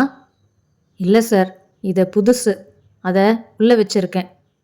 டியூப்லைட் இமைத்து இமைத்து வெளிச்சத்தை நிரந்தரமாக்கிய பிறகு பரத் முதலில் உடைந்திருந்த ஜெயபாலின் புகைப்படத்தை பார்த்தான். நேத்து ராத்திரியே நானும் அலெக்ஸும் சுத்தம் பண்ணிட்டோம் சார். நேத்து பார்த்துருக்கணும் நீங்க, அவ்வளோ அலங்கோலமா இருந்தது. எவ்வளோ இன்விடேஷன்ஸை கிழிச்சிருப்பான்? அவன் அடிச்சதே 100 தான் சார். 10ஓ 15ஓ ஆஃபீஸுக்கு எடுத்துட்டு போனான்னு நினைக்கிறேன். மிச்சம் பூரா மேஜை மேலே தான், இந்த மேஜை மேலே தான் இருந்துச்சு. ஒன்று பாக்கி விடாம பொறுமையா அத்தனையையும் கிழிச்சிருக்கான் சார். பரத் அந்த கதவில்லா அலமாரியை அணுகி, இந்த ட்ரங்க் பெட்டி யாருது? என்னது சார்? அப்போ இந்த பெட்டி அலெக்ஸோடது. ஜெயபாலோட பெட்டி எங்க? அதைத்தான் அவன் ஊருக்கு எடுத்துட்டு போயிருக்கணும் சார். அதை தவிர இந்த ஹார்லிக்ஸ் அட்டைப்பெட்டியில முழுக்க அவனோட ஜாமான் தான். அதே மாதிரி மேஜர் டிராயர்களை நானோ அலெக்ஸோ யூஸ் பண்ணுறதே இல்லை. துணியெல்லாம் கலந்து தான் இருக்கும். அலெக்ஸ் எங்கே போயிருக்கிறதா சொன்னீங்க? பாண்டிச்சேரி சார். அவன் கம்பெனிக்கு கண்காட்சியில் ஒரு ஸ்டால் எடுக்கிறது சம்பந்தமா. என்ன கம்பெனியில் வேலை பார்க்குறாரு? ப்ரீமியர் சோப் ஒர்க்ஸ், நந்தனத்தில் இருக்கு சார் ஆஃபீஸ். தெரியும். உங்கள் ப்ரெஸ் எங்கே இருக்கு? பூந்தமல்லி ஹைரோட்டில் அம்ஜிக்கரை ரோடு பிரியுமே, அங்கே அந்த பாலத்துக்கு இந்த பக்கத்தில் உமா ஆஃப்செட் ப்ரெஸ்ஸுன்னு பேர். பரத் ஜெயபாலின் அந்த அட்டை பெட்டியை எடுத்து தரையில் வைத்து உள்ளே இருக்கும் பொருள்களை ஆராய்ந்தான். ஒரு ஜோடி பழைய குதிகால் தேய்ந்த ஷூ, கிழிந்த சாக்ஸ், பல மாதங்களுக்கு முந்திய சில வார இதழ்கள், தவிர யார் யாரோ எப்போதோ கொடுத்த கல்யாண அழைப்பிதழ்கள், நோட்டீஸ்கள், அப்புறம் எக்கச்சக்கமாக சிட்டி பஸ் டிக்கெட்டுகள், அமிர்தாஞ்சனம் காலி பாட்டில், உடைந்து போன சோப்பு டப்பா, ஒரு பேனாவின் மூடி மட்டும், பல்லுப்போன சீப்பு, கிழிந்து போன ஜட்டி ஒன்று. இதெல்லாம் என்ன கலைப்பொருட்களா? சேமிச்சு வைக்கிறதுக்கு தூக்கி எறிய வேண்டிய சாமானை எல்லாம் பத்திரப்படுத்தி வச்சிருக்காரே என்றாள் சுசீலா. இரு சுசி, மேஜைக்குள்ள இன்னும் என்னென்ன குப்பை பத்திரப்படுத்தி இருக்காருன்னு பார்க்கலாம். பரத் ஒரு நாற்காலியை எடுத்து மேஜைக்கு முன்னால் போட்டுக்கொண்டு 2 டிராயர்களில் ஒன்றை திறந்தான். ஆனந்த் கட்டிலில் அமர்ந்திருக்க சீனிவாசன் பானையிலிருந்து தண்ணீர் எடுத்து குடித்தான். சுசிலா பரத் அருகில் இடுப்பில் கை வைத்து கொண்டு நின்றாள். அந்த டிராயரில் மறுபடியும் பஸ் டிக்கெட்டுகள், ஒரு இங்கு பாட்டில், 2 தீர்ந்து போன ரீஃபில்கள், ஒரு காலி தீப்பெட்டி, ஒரே ஒரு சிகரெட்டுடன் ஒரு சிலர்ஸ் பாக்கெட், 2 பாக்கு பொட்டலங்கள், 5 பைசா 10 பைசா சில்லறைகள் ஒரு கிண்ணத்தில் போடப்பட்டிருந்தது. மோகன் real estates விலாசத்தின் male or Jayapal BSc என்று போட்டு அடித்த விசிட்டிங் கார்டுகள் சில. மற்றொரு டிராயரில் சிறிய சைஸில் 1970 வருடத்து டைரி. அதை புரட்ட உள்ளே முதல் பக்கத்தில் சில செலவு கணக்குகள். அதேபோல் வரிசையாக செலவு கணக்குகள் இருந்தது, தேதி இல்லாமல். அதுவும் 50 பக்கங்களுக்கு பிறகு காணவில்லை. பிறகு வெறும் வெள்ளைத்தாள்கள்தான். சீனிவாசன், இதென்ன செலவு கணக்கு திடீர்னு நின்று போயிருச்சு? டெய்லி ராத்திரி படுக்க போறதுக்கு முன்னாடி இது மாதிரி எழுதிக்கிட்டு இருந்தான் சார். நாங்கள் டைரி தான் எழுதுறானாக்கும்னு நினச்சோம். ஒரு நாள் அலெக்ஸ் கணக்கை பார்த்துட்டு கேலி பண்ணான். அன்னையிலிருந்து எழுதுறத விட்டுட்டான். எவ்வளோக்கு எவ்வளோ சிக்கனமாக இருந்தானோ அவ்வளோக்கு அவ்வளோ சமீபத்தில் மாறிக்கிட்டே வரான் சார். அந்த சென்ட் பாட்டில் கூட போன வாரம் தான் வாங்கினான். ஆஃபீஸை விட்டு லேட்டாக தான் வரான். அதுவும் ஆட்டோவில் வந்து இறங்குறான். யாரோ ஒரு பொண்ணுக்கிட்ட காதல் விவகாரத்தில் மாட்டியிருக்கணும் சார். அதான் சொன்னனே, அந்த லெட்டர், அப்புறம் காரில் பார்த்தது எல்லாம். என்ன கார்? சின்ன கார் சார். ஃபியட் மாதிரி தான் இருந்தது. ஓட்டுன பெண்ணோட முகம் உங்களுக்கு ஞாபகம் இருக்கா? முகம் ஞாபகத்துக்கு வரல, ஆனால் நல்ல சிவப்பு, புடவை தான் கட்டியிருந்தா. இவன் நான் கிடையாதுன்னு என்கிட்ட சத்தியம் பண்ணாத குறையா சாதிச்சிட்டான் சார். பரத் மேலும் டிராயரை ஆராய பென்சில், சாவி இல்லாத சாவி வளையம், ஒரு கத்தை கடிதங்கள் அடுக்காய் இருந்தன. எல்லாவற்றையும் அள்ளி வைத்து கொண்டு அனுப்பியவர் முகவரி பார்த்து கொண்டே வந்தான் பரத். எல்லாம் அவங்க அப்பா எழுதின லெட்டர்ஸ் சார். அவரை தவிர வேற யாரும் ஜெயபாலுக்கு லெட்டர்ஸ் போட மாட்டாங்க.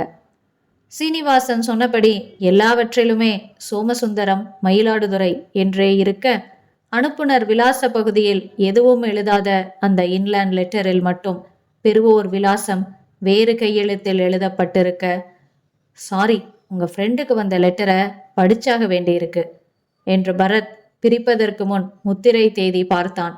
போஸ்ட் செய்த தேதி தெளிவாக இல்லை. பிரித்து பார்த்தான் பரத். வாய்விட்டு படித்தான். அடே பொறுக்கி ஜெயபால், உனக்கு மனசுல மன்மதலில கமலஹாசன்னு நினைப்பா?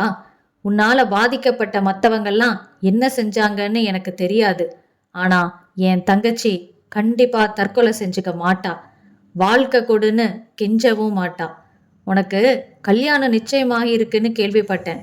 பார்க்கலாம், கல்யாணம் எப்படி நடக்குதுன்னு பார்க்கலாம். 7 ஜென்மத்துக்கும் வந்து நான் உன்னை கண்டிப்பா பழி வாங்குவேன். அவ்வளோதான் எழுதியிருக்கா? கையெழுத்து எதுவும் இருக்கா? கையெழுத்து இல்லை, மொட்டையா முடிஞ்சிருக்கு.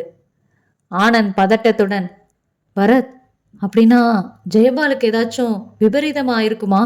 எனக்கு படபடங்குது பரத் என்றார். எனக்கும் அப்படிதான் படுது. ஆனா பதறாதீங்க.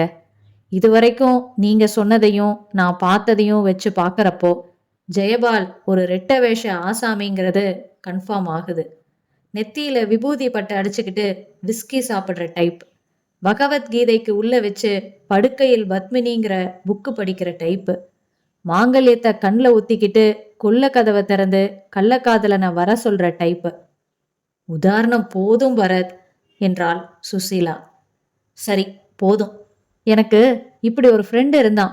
காலேஜ்ல அப்பா அனுப்புற பணத்துல சிக்கனமா செலவழிச்சு 1 ரூபா 2 ரூபாயா சேர்த்து 300 ரூபாய் சேர்ந்ததும் போய் கேப்ரே டான்ஸ் பார்த்துட்டு வந்துடுவான். மறுபடியும் சேர்க்க ஆரம்பிப்பான். அந்த மாதிரி ஜெயபால் ஒரு பக்கம் சுமாரா செலவு பண்ணிக்கிட்டு மறுபக்கம் கொஞ்சம் லேடிஸ் விஷயத்துல அள்ளி விட்டுருவாருன்னு தெரியுது. இந்த லெட்டரை பார்க்கறப்போ வில்லன் வேலையெல்லாம் செஞ்சிருக்கிறதா தெரியுது.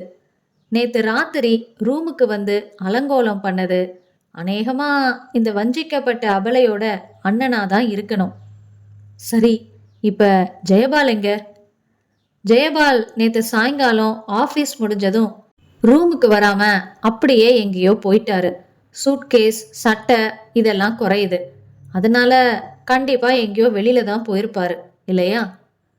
ஆஃபீஸ் முடிஞ்சு அப்படியே போனானா இல்லை இங்கே வந்துட்டு போனானான்னு சொல்ல முடியாது சார். ஏன்னா நானே ரூமுக்கு திரும்புகிறப்போ 8:30 மணி இருக்கும் என்றான் சீனு. அவ்வளோ நேரம் ஆயிருமா டெய்லி நீங்கள் வீட்டுக்கு வர்றதுக்கு? ரெகுலராக 6க்கெல்லாம் வந்துடுவேன். ஓவர் டைம் பார்த்தா 10 கூட ஆகும் சார். ஆனால் நேற்று ஓவர் டைம் நான் பார்க்கல. லீலான்னு ஒரு பொண்ணை லவ் பண்ணுறேன். உட்லேண்ட்ஸில் வேலை பார்க்குது. அதை பார்த்து பீச் வரைக்கும் போய் பேசிட்டு இருந்துட்டு வந்தேன். அதான் லேட்டு. நீங்களும் காதலா? ஜாக்கிரதையா இருங்க சார்.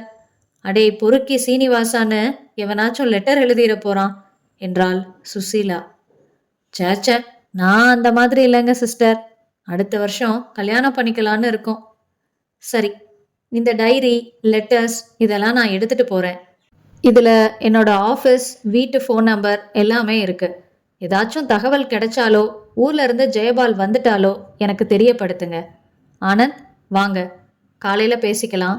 இப்போ கொஞ்சம் யோசிக்கலாம். சீனிவாசனை தவிர மற்றவர்கள் வாசலுக்கு வந்ததும் பரத் குனிந்து சுசீலாவின் காதல் என்னவோ சொல்ல அவள் அந்த வீட்டுக்கு பக்கத்து வீட்டை நோக்கி போனாள். சிஸ்டருக்கு என்ன வேணும் என்றான் வாசலுக்கு வந்த சீனிவாசன். ஒரு ஃபோன் பண்ணணும், பண்ணிட்டு வரட்டும் என்ற காரில் சாய்ந்து நின்று கொண்டு சிகரெட் உபயோகித்து கொண்டு, ஆனந்த், உங்க கார் எடுத்துட்டு நீங்க கிளம்புங்க. நாளைக்கு நான் உங்களை காண்டாக்ட் பண்ணி பேசுறேன். ஒரே கலக்கமா இருக்கு சார். மனச ரணம் பண்ணிக்காம போங்க. நாளைக்கு ஒரு பதில் கிடைச்சிரும். கண்டிப்பா நான் பாத்துக்கிறேன் சார். கலங்காம போங்க. ஆனந்த் சற்று தயங்கி விட்டு, சரி, காலையில ஃபோன் பண்ணிட்டு நீங்க எங்க வர சொல்றீங்களோ அங்க வரேன் சார் என்று சொல்லிவிட்டு புறப்பட்டு சென்றான். அலெக்ஸ், டூர் போயிட்டு எப்போ வந்ததா சொன்னீங்க?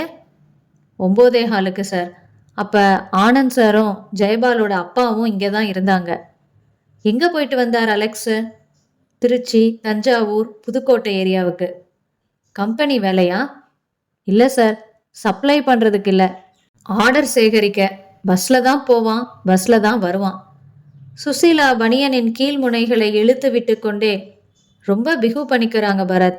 ஃபோன் பேச யாரையும் அனுமதிக்கிறது இல்லையா? எதிர்த்த வீட்டில் கூட ஃபோன் இருக்கு சார் என்றான் சீனிவாசன். போய் பேசிட்டு வா சுசி, நான் வெயிட் பண்றேன். சுசி போக, இந்த வீட்டை எப்போ பிடிச்சிங்க? முதல்ல நான் மட்டும்தான் இருந்தேன். 5 வருஷத்துக்கு முன்னாடி பிடிச்சேன் சார். வீட்டுக்காரங்க வாடகை ஏத்துனாங்க. கட்டுப்படி ஆகாதுன்னு அலெக்ஸை சேர்த்துக்கிட்டேன். அப்புறம் அலெக்ஸ் தான் ஜெயபாலை கொண்டாந்து சேர்த்தான். ஜெயபால் சேர்ந்தது எப்போ? கிட்டத்தட்ட 1 வருஷம் இருக்கும் சார். சுசீலா திரும்பி வந்து, பேசிட்டேன் பரத், வாங்க போகலாம். காசு கூட வாங்கிக்க மாட்டேன்னு சொல்லிட்டாங்க. இப்படியும் ஜனங்க, அப்படியும் ஜனங்க. சரி, வர சீனிவாசன் என்ற சிகரெட்டை அணைத்துவிட்டு ஏறிக்கொண்டான் பரத். சார், அப்போ நான் நாளைக்கு வேணும்னா லீவு போட்டுட்டுமா? முடிஞ்சா போடுங்களேன், போட்டுட்டு வீட்டிலேயே இருங்க, அவசியப்படலாம். சரி சார் என்றதும் கார் புறப்பட்டது. அத்தியாயம் 10.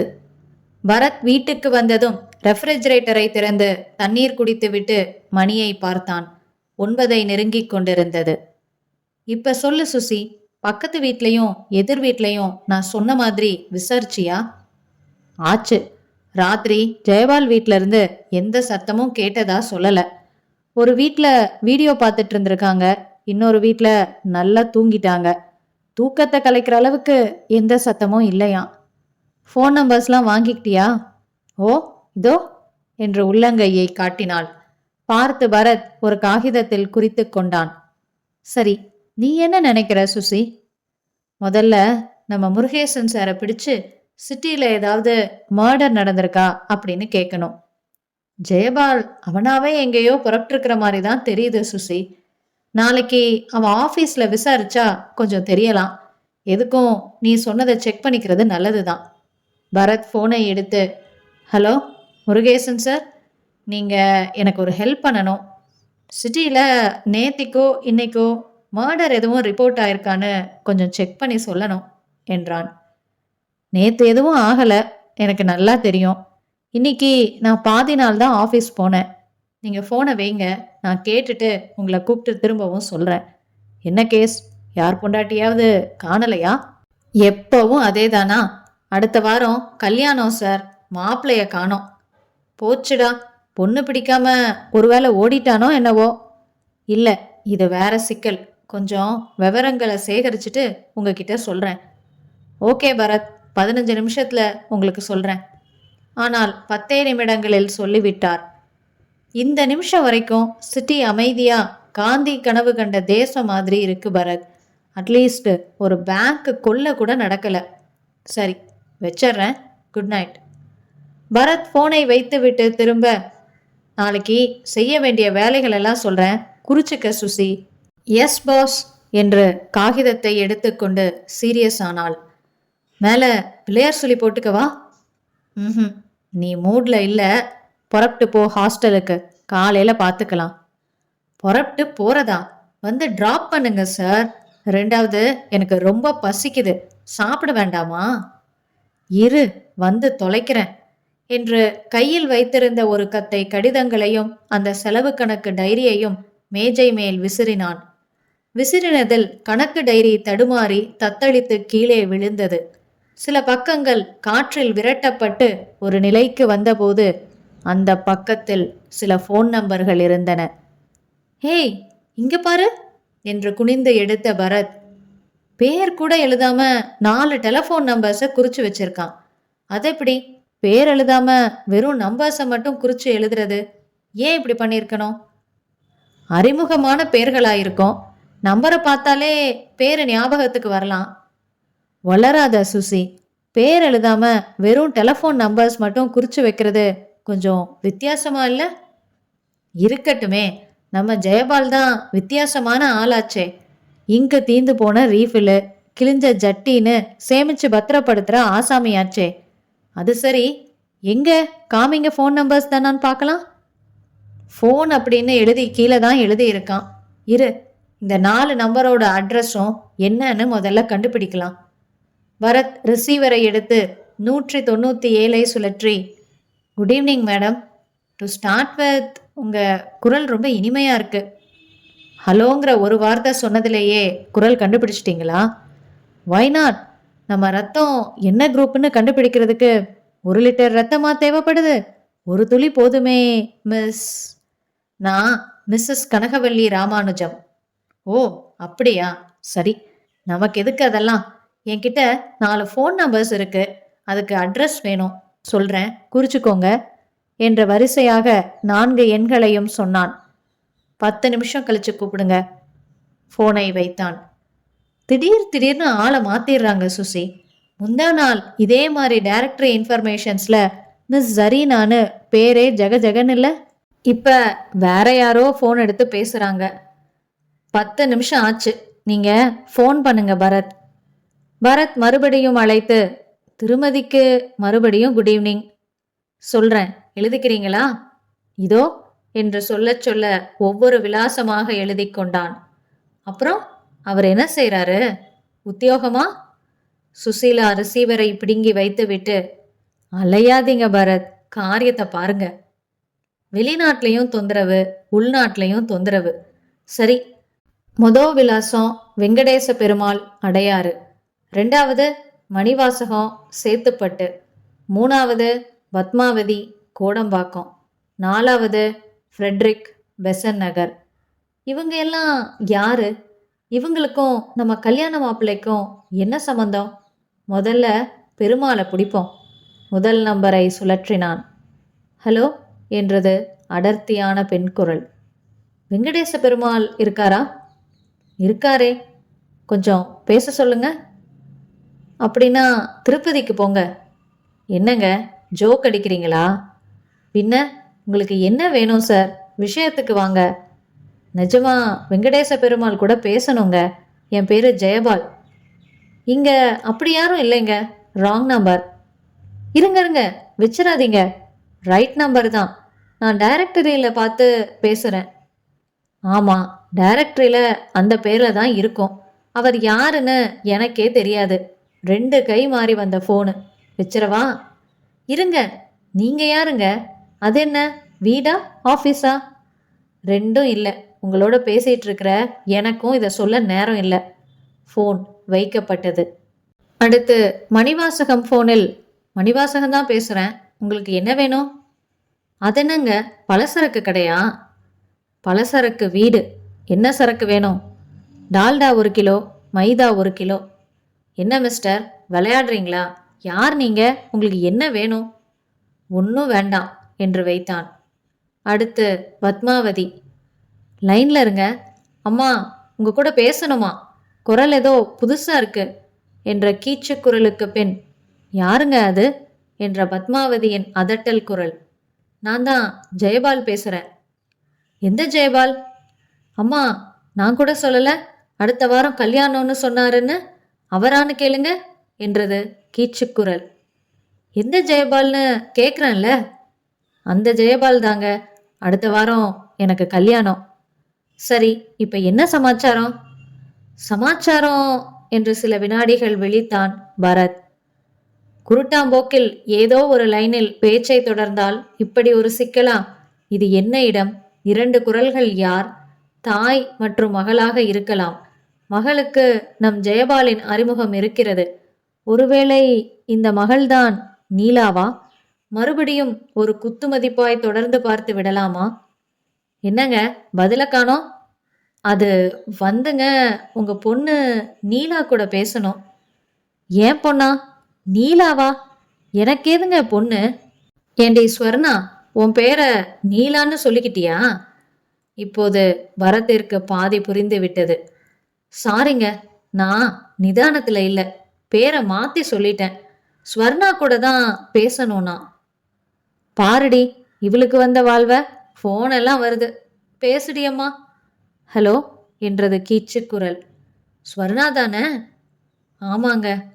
இதற்கு மேல் எந்த இலக்குமே புரியாமல் எப்படி தொடர்வது? பத்மாவதியோ இந்த பெண் ஸ்வர்ணாவோ யோக்கியமான ஜாதியாய் தெரியவில்லை.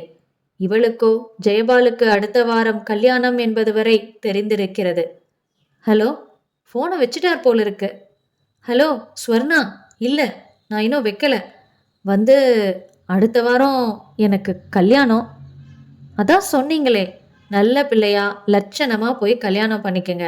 அப்புறம் எதுக்கு ஃபோன் பண்ணீங்க? இன்னும் ரூமா காலி பண்ணலையா? ரூமா? என்னாச்சு, ட்ரிங்க் பண்ணியிருக்கீங்களா?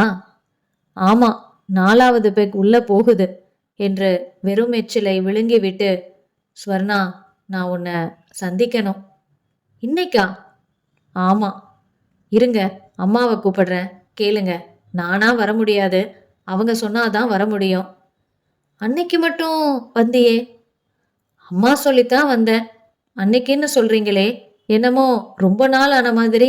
நேத்து தானுங்க நான் வந்தேன். நேத்தா? பொய் சொல்ற. நேத்து எங்க சந்திச்சோம், சொல்லு பார்க்கலாம். அவஸ்தடா சாமி, கிரீன் ஸ்டார் ஹோட்டல்ல 307ஆம் நம்பர் ரூம்ல சந்திச்சோமே, ஞாபகம் இல்லையா? இப்ப ஹோட்டல்ல இருந்து பேசலையா நீங்க? இல்லை, அது ஆமாம் ஆமாம். நல்லா வளருங்க. நேத்து மாதிரியே 100 ரூபாய் தர்றதா இருந்தா நான் வர்றேன். இல்லாட்டி வேற யாராச்சும் வருவாங்க. சரியா? லைன்ல இருங்க. அம்மாவை கூப்பிடுறேன். அவங்க கிட்ட ஒரு வார்த்தை சொல்லிருங்க. அவள் ரிசீவரை தனியாக கிடத்தும் சப்தம் கேட்டது. பரத் தன் ரிசீவரை வைத்துவிட்டு, மை காட் சுசி, நேத்து நைட்டு ஜெயபால் கிரீன் ஸ்டார் ஹோட்டல்ல ரூம் எடுத்து தங்கி கொட்டம் அடிச்சிருக்கான். இந்த 4 ஃபோன் நம்பர்ஸுமே அந்த மாதிரி பொண்ணுங்க கிடைக்கிற நம்பர்ஸ். டைரக்டர் எடு, கிரீன் ஸ்டார் ஹோட்டல் நம்பரை பாரு. பையன் இன்னும் அங்கதான் இருக்கானான்னு பார்க்கலாம். சுசீலா பார்த்து சொல்லி பரத் பென்சிலை திருப்பி வைத்து சுழற்றினான். Hello, Green Star reception. Good evening. Good evening madam. அங்க மிஸ்டர் ஜெயபால்னு 307 தங்கி இருக்காரு. அவரோட பேசணும். கனெக்ஷன் கொடுங்க. 1 மினிட். பரத் சுசீலாவிடம், ஃபோன்லேயே கேஸ் முடிச்சிரும் போல இருக்கே என்றான். சார், அவரு ரூம்ல இல்லை. இன்னும் காலி செய்யலையே. இல்லை சார். ஏதாச்சும் மெசேஜ் கொடுத்துட்டு போயிருக்காரா? இல்லை சார். உங்கள் பேரும் நம்பரும் சொல்லுங்க, வந்ததும் கூப்பிட சொல்கிறேன். ப்ளீஸ் நோட் பரத் என்று சொல்லி ஃபோன் நம்பரும் சொல்லி வைத்தான்.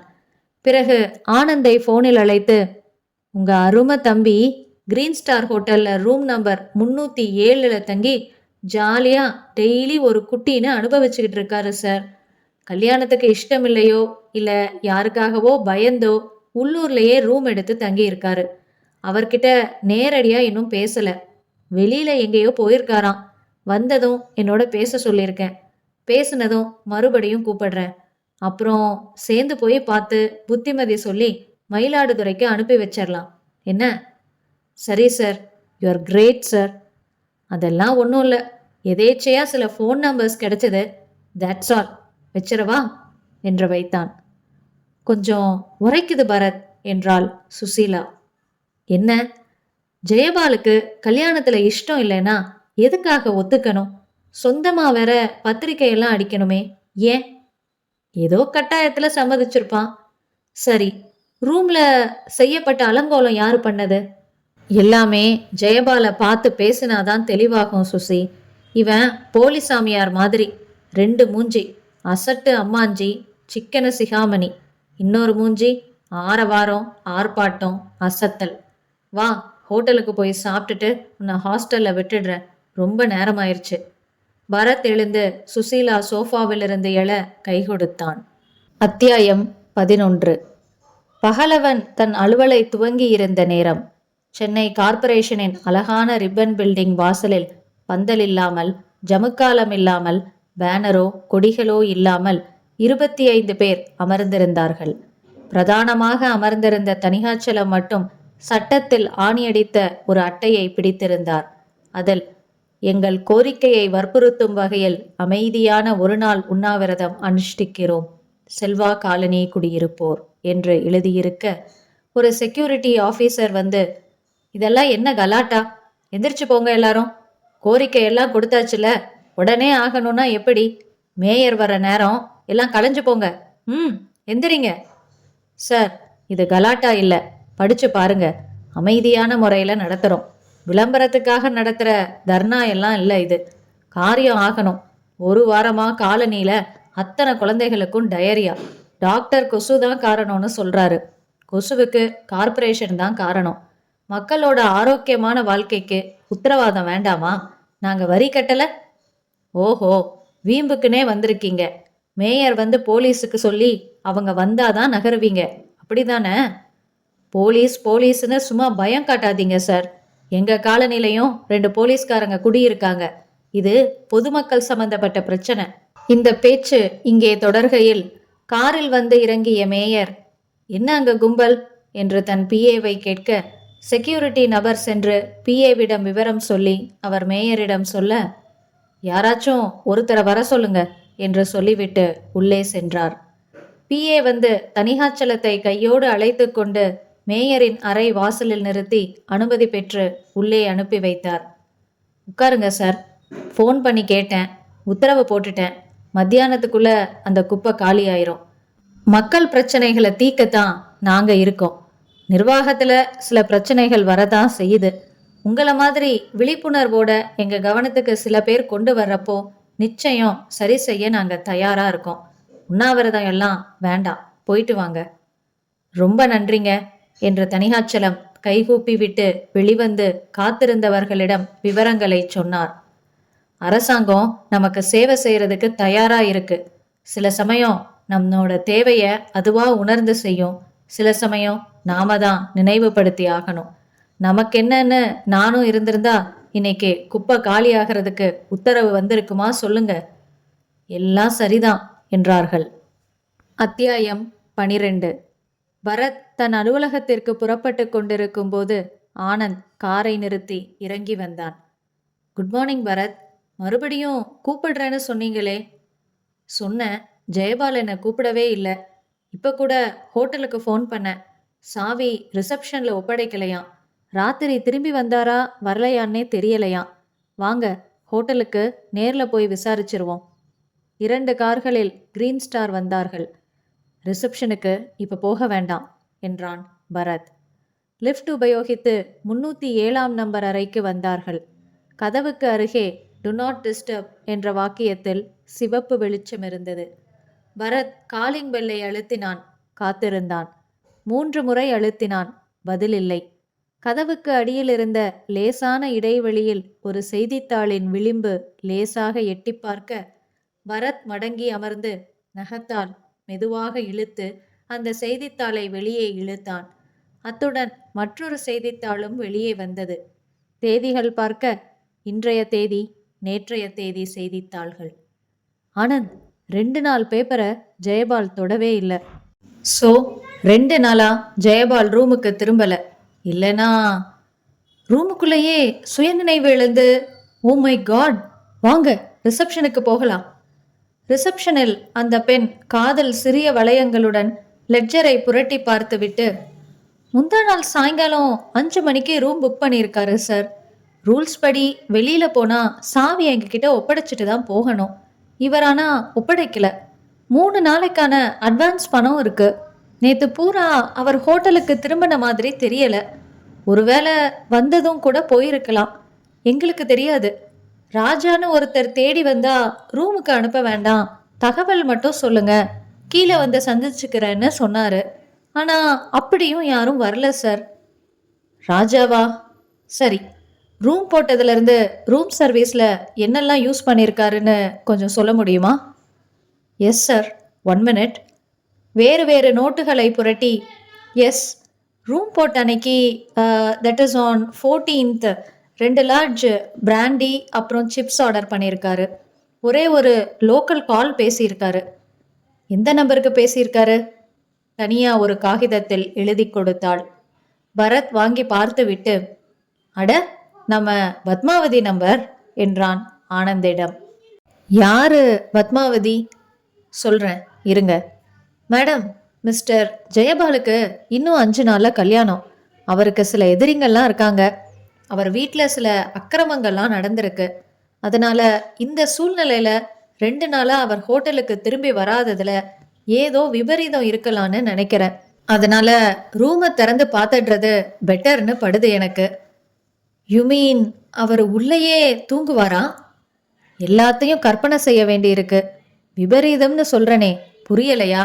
ஒருவேளை ரூமுக்குள்ள நிரந்தரமான தூக்கத்தில்.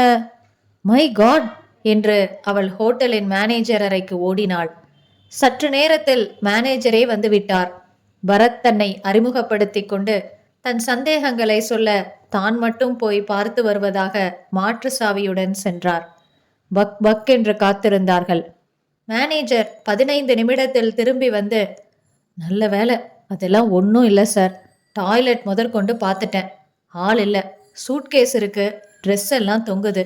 ரிசப்ஷனில் தகவல் சொல்லாமல் வெளியூர் போயிருக்கணும். நல்லா பயமுறுத்திட்டீங்க சார். இங்கே தான் போயிருப்பான் என்றான் ஆனந்த். வாங்க, புரசைவாக்கம் போய் வீட்டுக்கு எதுவும் வந்தானான்னு சீனிவாசனை விசாரிச்சுட்டு வரலாம். அவரை லீவு போட்டுட்டு வீட்டிலையே இருக்க சொன்னேன். ஆனால் ஒன்று மட்டும் நிச்சயம். என்ன? ஜெயபாலுக்கு இந்த கல்யாணத்தில் இஷ்டமே இல்லை. 2வது, பையன் லேடீஸ்னு அலையிற பிறவி. இதை ரகசியமா காப்பாத்திருக்கான். சரி வாங்க போகலாம். புரசைவாக்கத்தில் சீனிவாசன் கிணற்றடியில் துணி துவைத்துக் கொண்டிருந்தான். வாங்க சார், இப்பதான் பக்கத்து வீட்ல இருந்து உங்க ஆஃபீஸுக்கு ஃபோன் பண்ணேன். இன்னும் வரலைன்னு சொன்னாங்க. வீட்டுக்கு ஃபோன் பண்ண ரிங் ஆயிட்டே இருந்துச்சு. இருக்கட்டும், ஜெயபால் வந்தானா? இன்னும் வரலையே சார். போச்சுடா. அவங்க அப்பாவுக்கு தகவல் கொடுத்துருக்கீங்களா? இல்லை. எதுக்கு அனாவசியமா அங்கே எல்லாரையும் பதட்டப்படுத்திட்டு இருக்கணும். சரி வேண்டான்னு பார்த்தேன். சீனிவாசன், நீங்க வீட்லயே இருங்க. ஆனந்த், நீங்க உங்க ஆஃபீஸுக்கு போங்க. நான் ஜெயபால் வேலை பார்க்குற மோகன் ரியல் எஸ்டேட்ஸில் கொஞ்சம் விசாரிச்சுட்டு என் ஆஃபீஸ் போயிடுறேன். மத்தியானம் ஃபோன் பண்ணுறேன். இன்னைக்கு முழுக்க முயற்சி பண்ணிட்டு நாளைக்கு அவங்க அப்பாவுக்கு தகவல் தெரிவிச்சுக்கலாம் என்று சொல்லிவிட்டு புறப்பட்டான் பரத். அத்தியாயம் 13. செல்வா காலனி வாசலில் சிறிய குன்று போல குவிந்திருந்த குப்பைக்கு அருகில் வந்து நின்றன கார்ப்பரேஷனுக்கு சொந்தமான 2 லாரிகள். ஊழியர்கள் இறங்கினார்கள். மளமளவென்று வெட்டி வெட்டி அள்ள ஆரம்பித்தார்கள். ஒரு ஓரத்தில் வெட்டிய போது குப்பை விலகின இடத்தில் லேசாக அழுக ஆரம்பித்திருந்த ஒரு மனித கை தெரிந்தது. அத்தியாயம் 14. அலுவலகத்தில் பரத் சுசீலாவிடம் ஹோட்டலுக்கும் மோகன் ரியல் எஸ்டேட்டுக்கும் போய் வந்த விவரங்களை சொல்லி, சுசி, ஜெயபால் ஆஃபீஸில் எனக்கு கிடைச்ச தகவல்கள் 3. முதல்ல ஒருத்தர் தவறாம பாக்கி இல்லாம அத்தனை பேரும் ஜெயபால் ஒரு ஜென்டில்மேன்னு சர்டிஃபிகேட் தராங்க. அப்புறம் 13ஆம் தேதி, அதாவது முந்தா நாள் சாயங்காலம் 3:30 மணிக்கு ஜெயபாலுக்கு ஒரு ஃபோன் வந்து ஆப்ரேட்டர் கனெக்ஷன் கொடுத்துருக்காங்க. அந்த ஃபோன் அட்டன் பண்ணதும் ஜெயபாலுக்கு மூஞ்சி பேயடிச்ச மாதிரி ஆயிருச்சான். உடனே மேனேஜர் கிட்ட பெர்மிஷன் கேட்டுட்டு 4 மணிக்கெல்லாம் புறப்பட்டு போயிட்டானா. இருங்க, கிரீன் ஸ்டார்ல ரூம் எத்தனை மணிக்கு போட்டிருக்கான்? 5 மணிக்கு. யூகத்துல கொஞ்சம் சொல்லவா பரத்? சொல்ல. அடே பொறுக்கின்னு ஒருத்தன் லெட்டர் எழுதியிருந்தானே, அவன்தான் ஃபோனில் பேசியிருக்கணும். இன்னைக்கு உன்னை கொலை பண்ணிடுவேன்னு மிரட்டி இருக்கணும். உடனே ஜெயபால் பயந்து போய் பாதுகாப்புக்காக வீட்டுக்கு வந்து சூட்கேஸில் துணியெல்லாம் எடுத்து வச்சுக்கிட்டு ஹோட்டலில் ரூம் எடுத்திருக்கணும். சரியா? சரி, அவன் பேர் தான் ராஜாவா இருக்கலாம். எப்படியும் தேடிக்கிட்டு ராஜா ஹோட்டலுக்கு வந்துடலான்னு எதிர்பார்த்து அவன் வந்தா ரூமுக்கு அனுப்ப வேண்டான்னு சொல்லி வச்சிருக்கான். எல்லாம் சரி, இப்ப ஜெயபால் எங்க? அதானே எனக்கும் புரியல. 3 தகவல் கிடைச்சதா சொன்னீங்க, 2 தானே சொன்னீங்க. இன்னொன்னு? வேற ஒன்றும் இல்லை. அந்த ஆஃபீஸில் உனக்கு ஒரு ரசிகை இருக்கா. பேரு தான் நல்லா இல்லை, வீரம்மாள். ஒன்ன மாதிரியே ஜீன்ஸ் போட்டு பனியன் போட்டு பனியன்ல அட்வான்ஸ்டு மாடல்னு எழுதி நன்றி சுசீலா வேற போட்டு வச்சிருக்கா என்று பரத் செப்பின போது டெலஃபோன் ஒலித்தது. ஹலோ என்ற சுசீலா சொல்லுங்க சார் என்று விட்டு பரத்திடம் முருகேசன் என்றாள். டெலஃபோனுடன் இணைந்த ஸ்பீக்கர் சிஸ்டத்தை ஆன் செய்தான் பரத். பரத், ஏதாச்சும் கொலை விழாதான்னு அலைஞ்சாரே, விழுந்தாச்சுன்னு சொல்லுமா. ராயப்பேட்டையில செல்வா காலனி வாசல்ல குப்பைக்குள்ள இருந்து ஒரு ஆம்பளை பணம் எடுத்திருக்காங்க. ஜிஹெச்ல அறுத்துக்கிட்டு இருக்காங்க. பணத்தோட பேண்ட் பாக்கெட்ல ஹோட்டல் கிரீன் ஸ்டார் 307ஆம் நம்பர் ரூம் சாவி இருந்துச்சான். மை காட் என்ற சுசீலாவிடமிருந்து ரிசீவரை பிடுங்கிக் கொண்ட பரத், சார் அதான் சார் நம்ம கல்யாண மாப்பிள்ள கேஸ் இன்வெஸ்டிகேட்டிங் ஆஃபீஸர். யாரு? ராமகிருஷ்ணன்னு புது ஆளு. அன்னைக்கு அறிமுகப்படுத்தி வச்சேனே. எஸ், ஞாபகம் இருக்கு. இப்போ ஹோட்டலில் இருப்பாரா? ஜிஹெச்ல ட்ரை பண்ணுங்க. ஏன்னா ரிப்போர்ட் வந்து இவர் போய் 2 மணி நேரத்துக்கு மேலே ஆயிடுச்சு. சரி, நான் பார்த்துக்கிறேன் சார். ரொம்ப தேங்க்ஸ். இந்த கேஸில் போலீஸுக்கு நான் உதவி செய்ய முடியும் என்று வைத்தவுடன் ஆனந்துக்கு ஃபோன் செய்ய வீட்டுக்கு முயல. வேண்டாம் பரத், ஃபோனில் சொல்ல வேண்டாம். போகிற வழியில் பிக்கப் பண்ணிக்கலாம் என்றாள் சுசீலா. புறப்பட்டார்கள். டிஃபன் பாக்ஸை திறந்து சாப்பிட்டு கொண்டிருந்த மாதவியிடம், யாரு ஃபோன் பண்ணாலும் ஜிஹெச் போயிருக்கிறதா சொல்லு. உருளைக்கிழங்கு மசாலாவா? வாங்க பரத் என்று இழுத்தாள் சுசீலா. காரில் மண்ணடி வந்தார்கள். ஆனந்த் மனைவி மாலதி கதவை திறந்து உள்ளே தகவல் சொல்லி, மத்தியானம் சாப்பிட்டுட்டு 1/2 மணி நேரம் படுக்கிறது பழக்கம் என்று வந்தான் ஆனந்த். சார், எப்படி சொல்றதுன்னு தெரியல. எதிர்பார்த்த விபரீதம் நடந்திருக்கு. ஜெயபால் கொலை செய்யப்பட்டு குப்பைக்குள்ள மறைக்கப்பட்டு இப்போ போஸ்ட்மார்ட்டம் நடக்குது. போலீஸ் தலையிட்டாச்சு. ட்ரெஸ் பண்ணிட்டு வாங்க, பார்த்துட்டு வரலாம். சார் என்று நெற்றியில் கை வைத்து கொண்டான் ஆனந்த். எப்படி எப்படி கொன்னாங்க? யாரு கொன்னாங்க? எதுவும் தெரியல, ஆனா தெரிஞ்சிரும். வாங்க, லேட் பண்ணாம என் கார்லயே போயிடலாம். மூவரும் ஜிஹெச் வந்தார்கள். அத்தியாயம் 15. இன்ஸ்பெக்டர் ராமகிருஷ்ணன் மரநிழலில் நின்று கையில் வைத்திருந்த காகிதங்களை புரட்டி கொண்டிருந்தார். தொப்பியை கலற்றி கக்கத்தில் வைத்திருந்தார். கையின் மணிக்கட்டில் பிளாஸ்திரி ஒட்டியிருந்தார். சற்று தள்ளி ஒரு கான்ஸ்டபிள் நின்று தன் வாட்சுக்கு சாவி கொடுத்து கொண்டிருந்தார். வாங்க மிஸ்டர் பரத், இப்பதான் முருகேசன் ஃபோன் பண்ணி சொன்னாரு நீங்க வருவீங்கன்னு. இவர்தான் ஆனந்த், ஜெயபாலோட பெரியமா பையன். பாடி மார்ச்சுவரிக்கு வந்துருச்சா? ஆச்சு, அரை மணி நேரம் ஆச்சு. டாக்டர் ரிப்போர்ட் எழுதிட்டு இருக்காரு. கிரீன் ஸ்டார் ஹோட்டலில் ஜெயபால் ஆஃபீஸ் அட்ரஸ் கொடுத்துருந்தாரு. ஆஃபீஸ்ல இருந்து 4 ஸ்டாஃபை கூட்டிட்டு வந்து அடையாளம் பார்க்க சொன்னோம். அங்கே லோக்கல் புரசைவாக்கம் வீட்டு அட்ரஸ், அப்புறம் மயிலாடுதுறை அட்ரஸும் கிடச்சிது. புரசைவாக்கத்துக்கு ஜீப் அனுப்பியிருக்கேன். கூட 2 பேர் தங்கி இருக்காங்களாமே, அவங்கள கூட்டிட்டு வர சொல்லி அனுப்பியிருக்கேன். 20ஆம் தேதி கல்யாணமா சார் இவருக்கு. ரொம்ப பதட்டப்படுத்த வேண்டான்னு, ஆக்சிடென்ட்டு, உடனே வாங்கன்னு தந்தி கொடுக்க சொல்லியிருக்கேன் மயிலாடுதுறைக்கு. உறவுக்காரங்களில் 2 பேர் பார்த்து அடையாளம் சொல்லிட்டா தேவலை. வாங்க.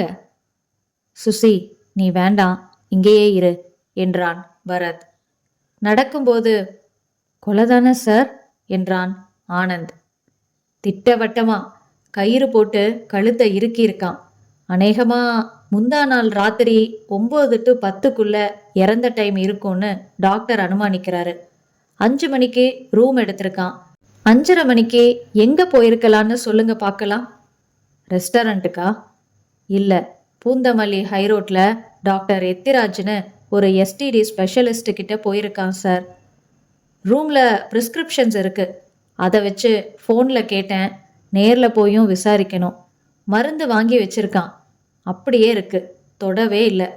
டாக்டரை பார்த்துட்டு ரூமுக்கு வந்து 6:30 மணிக்கு ஹோட்டல் பாருக்கு பிராண்டி ஆர்டர் பண்ணி சாப்பிட்ருக்கான். ஒரே ஒரு ஃபோன் பண்ணியிருக்கான். அந்த நம்பர் வாங்கி வச்சிருக்கேன். அது எந்த இடம்னு தெரியல, யாருன்னு விசாரிக்கணும். தேவையில்லை சார், எனக்கு தெரியும். மேலே சொல்லுங்க, அப்புறமா அது சொல்கிறேன் என்றான் பரத். ரூம் பாயை விசாரிச்சதுல ஒரு பொண்ணு வந்து போச்சுன்னு சொன்னான். அதோட ஃபோன் நம்பர் தான் சார் அது. பேரு ஸ்வர்ணா. பரத், என்னை ஆச்சரியப்படுத்துறீங்க நீங்க. விவரத்தை சொல்கிறேன், நீங்கள் முடியுங்க ஃபஸ்ட்டு. 8 மணி சுமாருக்கு ரூமை பூட்டிட்டு வெளியே போனதா சொல்கிறாங்க. அதுக்கப்புறம் ரூமுக்கு திரும்பாம இன்னைக்கு காலையில் குப்பைக்கடியில் இருந்து கண்டுபிடிச்சிருக்கு கார்ப்பரேஷன். இன்னொரு விஷயம், இவன் ராஜான்னு யாரையோ எதிர்பார்த்துருக்கான். ரூமை திறந்து பார்த்தப்ப 2 நாள் நியூஸ் பேப்பர் கிடக்கு. சூட்கேஸ்குள்ள நிரோத் பாக்கெட் இருக்குது, அதில் 1 குறையுது. நீங்கள் சொன்ன ஸ்வர்ணாவை தான் கேட்கணும் என்று லேசாய் சிரித்தார் ராமகிருஷ்ணன். மார்ச்சுவரி வாட்ச்மேன் கதவு திறந்து விட்டான். உள்ளே பணியாளிடம் விவரம் சொல்லிவிட்டு 107ஆம் நம்பர் பெட்டியை இழுக்கச் சொல்லி ஏசி குளிரில் சுகமாக உறங்கிக் கொண்டிருந்த ஜெயபாலை பார்த்து, ஐயோ பாவி, இவன் தான் சார். இவ்வளோ மோசமான ஆளா இருப்பான்னு நான் நினைக்கவே இல்லை சார் என்றான் ஆனந்த். முகத்தில் சோகம் அப்பியிருந்தாலும் அழுகை வரவில்லை அவனுக்கு. வெளியே வந்தார்கள். பரத் நடந்த அத்தனையையும் சுருக்கமாக, எதையும் விட்டுவிடாமல் இன்ஸ்பெக்டருக்கு சொல்லி முடித்து, அந்த மிரட்டல் லெட்டரை உங்கள் ஆஃபீஸுக்கு கொடுத்து அனுப்புகிறேன் என்றான். அப்போ நான் புறப்படலாமா? ஓகே, பூராவும் சொல்லிட்டீங்க. இனிமே நான் பார்த்துக்கிறேன். எதுவும் சந்தேகம் வந்தால் உங்களை கேட்டு தெளிவு பண்ணிக்கிறேன். நீலா யாரு, ராஜா யாருன்னு தேடணும். நானும் ஒரு தரம் ஜெயபால் வீட்டை அலசி பார்த்துடுறேன். அந்த பொண்ணு ஸ்வர்ணாவையும் விசாரிச்சிட்டேன். பிடிச்சிடலாம். பாவம், கல்யாணத்துக்கு இருந்த பையன் இப்படி. ஒரு வகையில் பார்த்தா கோபமும் வருது. விடி டாக்டர் கிட்ட போகிற அளவுக்கு லேடிஸ் விஷயத்தில் ஈடுபட்டு உடம்பை கெடுத்துக்கிட்ட அப்புறமும் ஃபோன் பண்ணி ஒருத்தியை வரவழைச்சிருக்கான் பாருங்க. இவனை கட்டிக்க இருந்த பொண்ணு ஒரு வகையில் தப்பிச்சான்னு நினைக்க தோணுது என்றார் ராமகிருஷ்ணன். ஆனந்த், நீங்கள் எங்கள் கூட வரீங்களா எப்படி? இல்லைங்க பரத், நீங்கள் போங்க. நான் இருந்து எங்கள் சித்தப்பா வந்ததும் பாடியை வாங்கி ஒப்படைச்சிட்டு மற்ற காரியங்களெல்லாம் பார்க்குறேன். சாரி, நீங்கள் என்கிட்ட வந்தப்பவே ஜெயபால் செத்து போயாச்சு. இனிமே இது போலீஸ் கேஸ், என் வேலை எதுவும் இல்லை என்றான் பரத். ஆனாலும் நீங்கள் எடுத்துக்கிட்ட சிரமத்துக்கு பில் அவசியம் எனக்கு அனுப்புங்க. வரேன் இன்ஸ்பெக்டர், ராத்திரி ஃபோன் பண்ணுறேன் என்று காரில் இருந்து சுசீலாவிடம் வந்து, சரி வா சுசி போலாம். இவ்வளோ நேரம் என்ன செஞ்சிட்டு இருந்த? மாநில செய்தி, மத்திய செய்தி, வேளாண் அரங்கம் எல்லாம் கேட்டேன். நான் ஓட்டட்டுமா? என்ன ஆச்சு? அது ஜெயபால் தானா என்று காரை ஸ்டார்ட் செய்தாள். அருகில் அமர்ந்த பரத், ஆமா, புவர் பாய். ராமகிருஷ்ணன் பயங்கர சுறுசுறுப்பு, நீட்டா செய்ய வேண்டியதை செஞ்சிட்டாரு. ஏன் சுசி, செல்வா காலனி எங்க இருக்கு? ராயப்பேட்டையில். கிரீன் ஸ்டார் ஹோட்டல் இருக்கிறது பாந்தியன் ரோட்ல, தட் இஸ் எக்மோர். 8 மணிக்கு ரூமை விட்டு புறப்பட்டு 9 மணிக்கு செத்து போய் செல்வா காலனி குப்பைக்கு வந்துட்டான். நடுவில் 1 மணி நேரம் எங்கே வச்சு கொலை நடந்திருக்கும்? எக்மோர் டு ராயப்பேட்டை பிஸியான ரோடு. ஜெயபால் கிட்ட காரோ பைக்கோ இல்லை. அந்த ராஜா தான் கொன்னான்னு வச்சுக்கிட்டாலும் எங்கே செயல்படுத்தியிருப்பான்? கழுத்தில் கயிறு போட்டு இருக்கான். பப்ளிக்கில் அது முடியுமா? பணத்தை குப்பைக்குள்ளே செருகிட்டான். எதில் கொண்டாந்திருப்பான்? கொலகாரங்கிட்ட காரோ எதுவோ இருந்திருக்கணும். பரத், அதெல்லாம் போலீஸ் பார்த்துப்பாங்க. நீங்கள் ஏன் போட்டு மண்டையை உடச்சிக்கிறீங்க? நம்ம கிட்ட வந்த கேஸ் என்ன? ஜெயபாலை காணோம், கண்டுபிடிங்க. ஜெயபால் இப்போ பெணம், அதனால நம்ம கேஸ் முடிஞ்சு போச்சு. அப்படி இல்லை சுசி, இது ஒருத்தருக்கு தபால் போடுறோம், போய் சேர்ந்துடும்னு நம்பி தான் போடுறோம். 1 வாரம் கழிச்சு நேரில் பார்க்குறப்ப தபால் போட்டேனே வந்துருச்சான்னு கேட்குறோம். வந்துச்சுன்னு அவர் சொன்னதும் ஒரு திருப்தி. அது மாதிரி போலீஸ் கையில் கேஸ் ஒப்படைச்சதோட கடமை முடிஞ்சிருச்சு. ஆனால் மனசுக்கு திருப்தி இல்லையே. சரி, உங்கள் மனசை திருப்தி அடையணும், அவ்வளோதானே. என்ன செய்யலாம் சொல்லுங்க, செஞ்சிடலாம். உனக்கு சில வேலைகளெல்லாம் சொல்கிறேன், செய்றியா? ஆனால் ஏன் எதுக்குன்னு கேட்கக்கூடாது. சரி, கேட்கல. பரத் சொல்லி முடித்ததும், பரத், என்ன நீங்க அவரை போய் சந்தேகப்படுறீங்க? ஏன் எதுக்குன்னு கேட்காதன்னு சொன்னேன்ல. நான் சொன்னபடி செய். என்னை ஓரமாக இறக்கி விடு. ஆட்டோ பிடிச்சு ஆஃபீஸ் போகிறேன். நீ கொண்டு வர்ற தகவலுக்காக காத்திருக்கேன் என்று பரத் இறங்கிக் கொண்டு கையாட்டி விட்டு ஆட்டோ ஸ்டாண்டுக்கு நடந்தான். அத்தியாயம் 16. மாலை 5:15க்கு மூன்லைட் டிடெக்டிவ் ஏஜென்சியின் தனி அறையில் பரத் ஒரு கையில் டீ கோப்பையும் ஒரு கையில் சிகரெட்டும் வைத்து கொண்டிருக்க, ரவி மேஜையின் பொருட்களை சரி செய்து கொண்டிருந்த போது சோர்வாக உள்ளே வந்து கைப்பையை மேஜை மேல் போட்டுவிட்டு சுழல் நாற்காலியில் பொத்தென்று விழுந்த சுசீலா, ரவி, எனக்கு ஒரு டீ என்றாள். என்னாச்சு சுசி? முதல்ல டீ, அப்புறம்தான் பதில். ரவி ஃப்ளாஸ்கிலிருந்து பீங்கான் கோப்பையில் ஊற்றி கொடுத்து அதை குடித்துவிட்டு, நீங்கள் சொன்ன மாதிரி ஆனந்தோட ஆஃபீஸுக்கு போய் சந்தேகம் வராதபடி விசாரித்தேன்.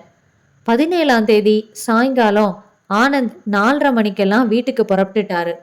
7 மணிக்கு ஜெயபால் அப்பா வந்திருக்காரு. அப்புறம் அவரோட புறப்பட்டு நகைக்கடைக்கு போயிட்டு புரசேவாக்கம் வீட்டுக்கு போயிட்டு அவரை பஸ் ஏற்றி அனுப்பிட்டு 10:30க்கு தான் வீடு திரும்பி இருக்காரு. அப்படியா? சரி, ஜெயபால் அப்பாவை தனியாக விசாரிக்கணும். எத்தனை மணிக்கு பஸ் ஏறுறாருன்னு. நகைக்கடைக்கு போயிட்டு அவரை உட்கார வச்சுட்டு ஆனந்த் மட்டும் தனியாக எங்கேயாச்சும் போயிட்டு திரும்பி வந்து சேர்ந்துக்கிட்டாரான்னு விசாரிக்கணும். ஐயோ பரத், நீங்கள் ஏன் ஆனந்த சந்தேகப்படுறீங்கன்னே எனக்கு புரியலை. ஒரு மோட்டிவ் இருக்கணும்ல. சொல்கிறேன், அடுத்த வேலை என்னாச்சு அதை சொல்லு. அலெக்ஸ் வேலை பார்க்குற சோப் கம்பெனி ஆஃபீஸுக்கு போனேன், விசாரித்தேன். ஆர்டர் சேகரிக்க திருச்சி, தஞ்சாவூர், புதுக்கோட்டை மாவட்டத்துக்கு போனது உண்மைதான். 17ஆம் தேதி ரயிலில் வந்துட்டதும் உண்மைதான். இரு, ரயில்லையா பஸ்லையா? டூர் செலவுக்கு கணக்கு குறித்து கொடுத்துருக்கான் பரத். அதை பார்த்து அந்த அசிஸ்டன்ட் மேனேஜர் சொன்னார். நானும் பார்த்தேன், தேதி வாரியாக இருந்துச்சு. சில பஸ் டிக்கெட்ஸ் இணைச்சிருந்துச்சு, லார்ஜ் பில்ஸும் இருந்துச்சு. கடைசி செலவா திருச்சி டு சென்னை ரயில் கட்டணம்னு எழுதியிருக்கான்.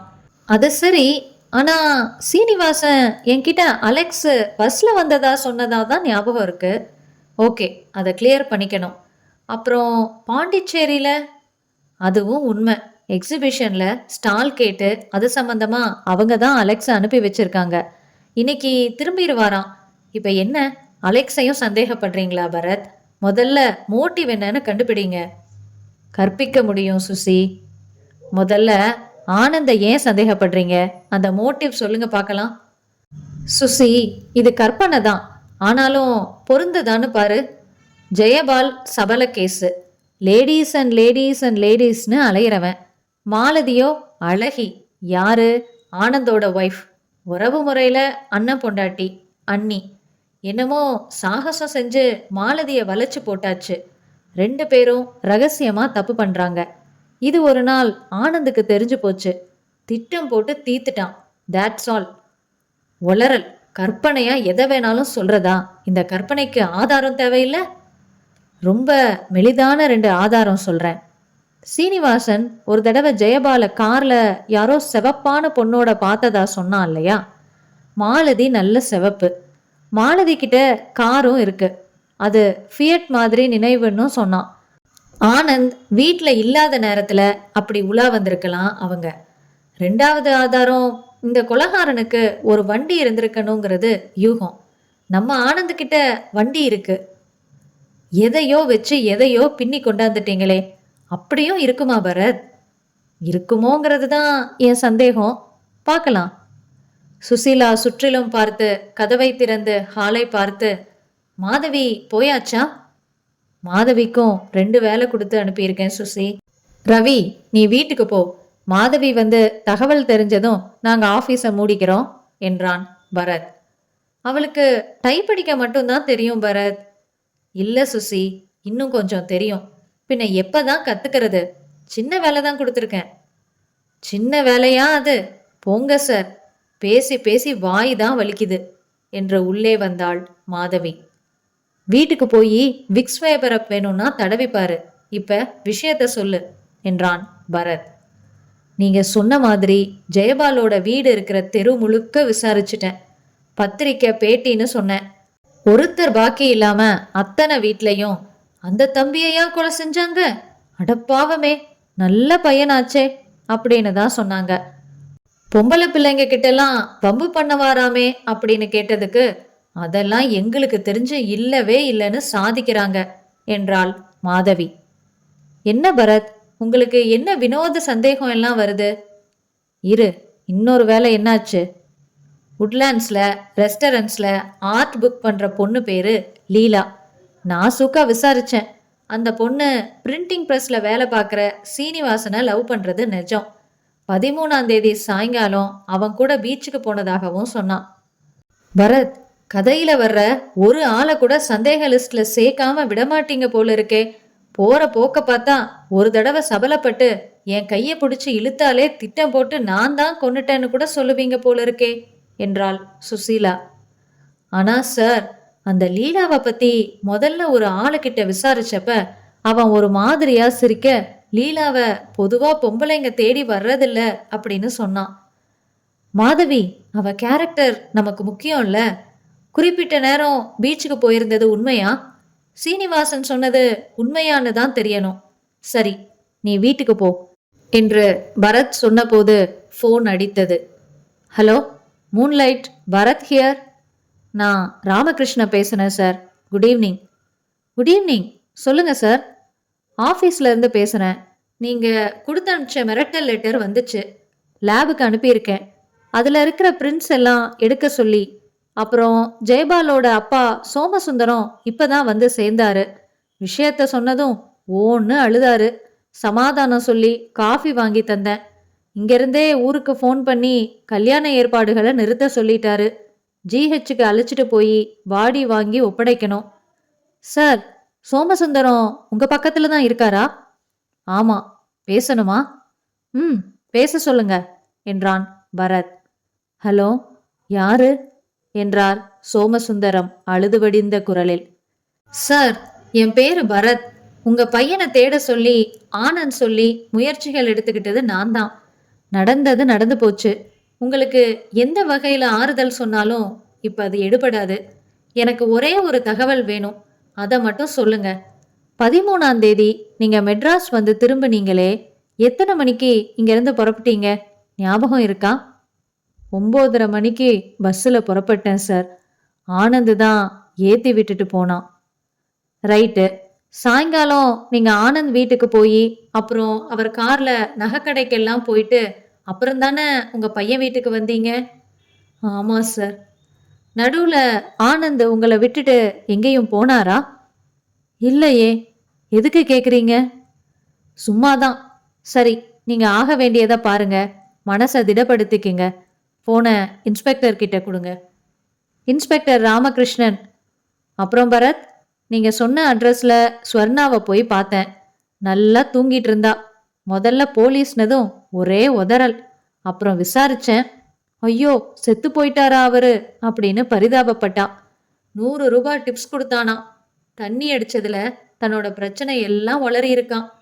நீலான்னு ஒரு பொண்ணை காதலிச்சு கை விட்டுட்டதாகவும் அது சம்பந்தமா அவ அண்ணன் ராஜா 50,000 பணம் கேட்கறானோ இவன் தரப்போறது இல்லைன்னு சொல்லியிருக்கான்.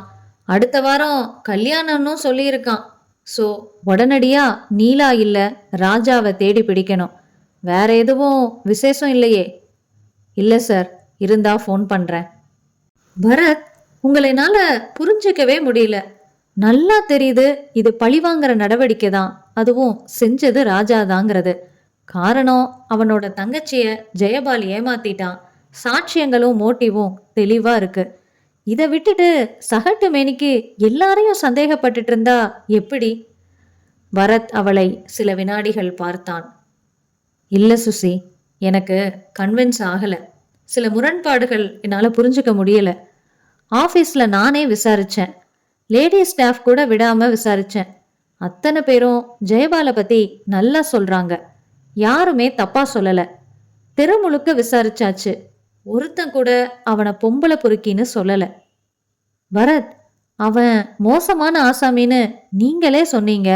ரெட்டை வேஷம் போடுறப்போ யாருதான் அவனை தப்பா சொல்ல முடியும்? சரி, இயல்பிலேயே அவன் ஒரு சிக்கனமான ஆசாமி. கிரீன் ஸ்டார் மாதிரியான பெரிய ஹோட்டல்ல தங்குறதும் தண்ணி அடிக்கிறதும் 300 ரூபா பொண்ணை வாடகைக்கு எடுக்கிறதும் 100 ரூபா டிப்ஸ் தரதும் பயங்கரமான முரண்பாடுகளா இருக்கு. இரு என்ற பரத் டெலிஃபோனை எடுத்து சுழற்றினான். யாருக்கு? இன்ஸ்பெக்டர் ராமகிருஷ்ணனுக்கு. Hello, inspector Ramakrishnan please. Hello sir, நான் தான். ஒன்றும் இல்லை, டெட் பாடியோட கைரேகை எடுத்திருக்கீங்க தானே? ஓ, எடுத்திருக்கோமே. அந்த மிரட்டல் கடிதத்தில் நிறைய கைரேகைகள் இருக்கும். ஏன் கைரேகை, உங்கள் கைரேகை கூட இருக்கும். கிடைக்கிற ரேகைகளில் ஏதாச்சும் ஒன்று ஜெயபால் ரேகையோட பொருந்தணும் இல்லையா? அதான லாஜிக். சர்டைன்லி, அதில் என்ன சந்தேகம்? பொருந்தும். லெட்டர் வாங்கி படித்து பார்த்துட்டு தானே ட்ராயரில் வச்சிருக்கணும் ஜெயபால். அதை மட்டும் சரி பார்த்து எனக்கு சொல்லுங்களேன். ஷியோர், ஏற்பாடு பண்ணுறேன். லேப்ல இருந்து தகவல் வந்ததும் சொல்கிறேன். ஏதாச்சும் புது லைனில் யோசிக்கிறீங்களா பரத்? ஆமாம், ஆனால் இன்னும் தெளிவுக்கு வரல. வந்ததும் சொல்கிறேன். பரத் ஃபோனை வைத்ததும் சுசீலா புரட்டி கொண்டிருந்த மாலை செய்தித்தாளை மடக்கி காட்டி, இதோ செய்தி வந்துருச்சு பரத். குப்பைக்குள் பிணம். அடுத்த வாரம் திருமணம் செய்து கொள்ள இருந்த இளைஞர் ஜெயபால் என்பவர் மர்மமான முறையில் கொலை செய்யப்பட்டிருக்கிறார். பேப்பர்ல புதுசா ஏதாச்சும் இருக்கா? இல்ல. சரி, அப்ப விடு, வீட்டுக்கு போகலாம். அலுவலகத்தை மூடிக்கொண்டு சூட்கேஸை எடுத்துக்கொண்டு காரில் புறப்பட்டார்கள் பரத்தும் சுசீலாவும். அத்தியாயம் 17. வீட்டின் முன் காரை நிறுத்தின போது வாசலில் ஒரு பெண் காத்திருந்தாள். லோஹிப் கட்டியிருந்தாள். தோளில் ஹேண்ட்பேக் தொங்கியது. கையில் ஒரு செய்தித்தாளை தோசையாய் சுருட்டி வைத்திருந்தாள். உங்களை எங்கேயோ பார்த்த நினப்பாவே இருக்கே என்றான் பரத். என்ன சார், மறந்துட்டீங்களா?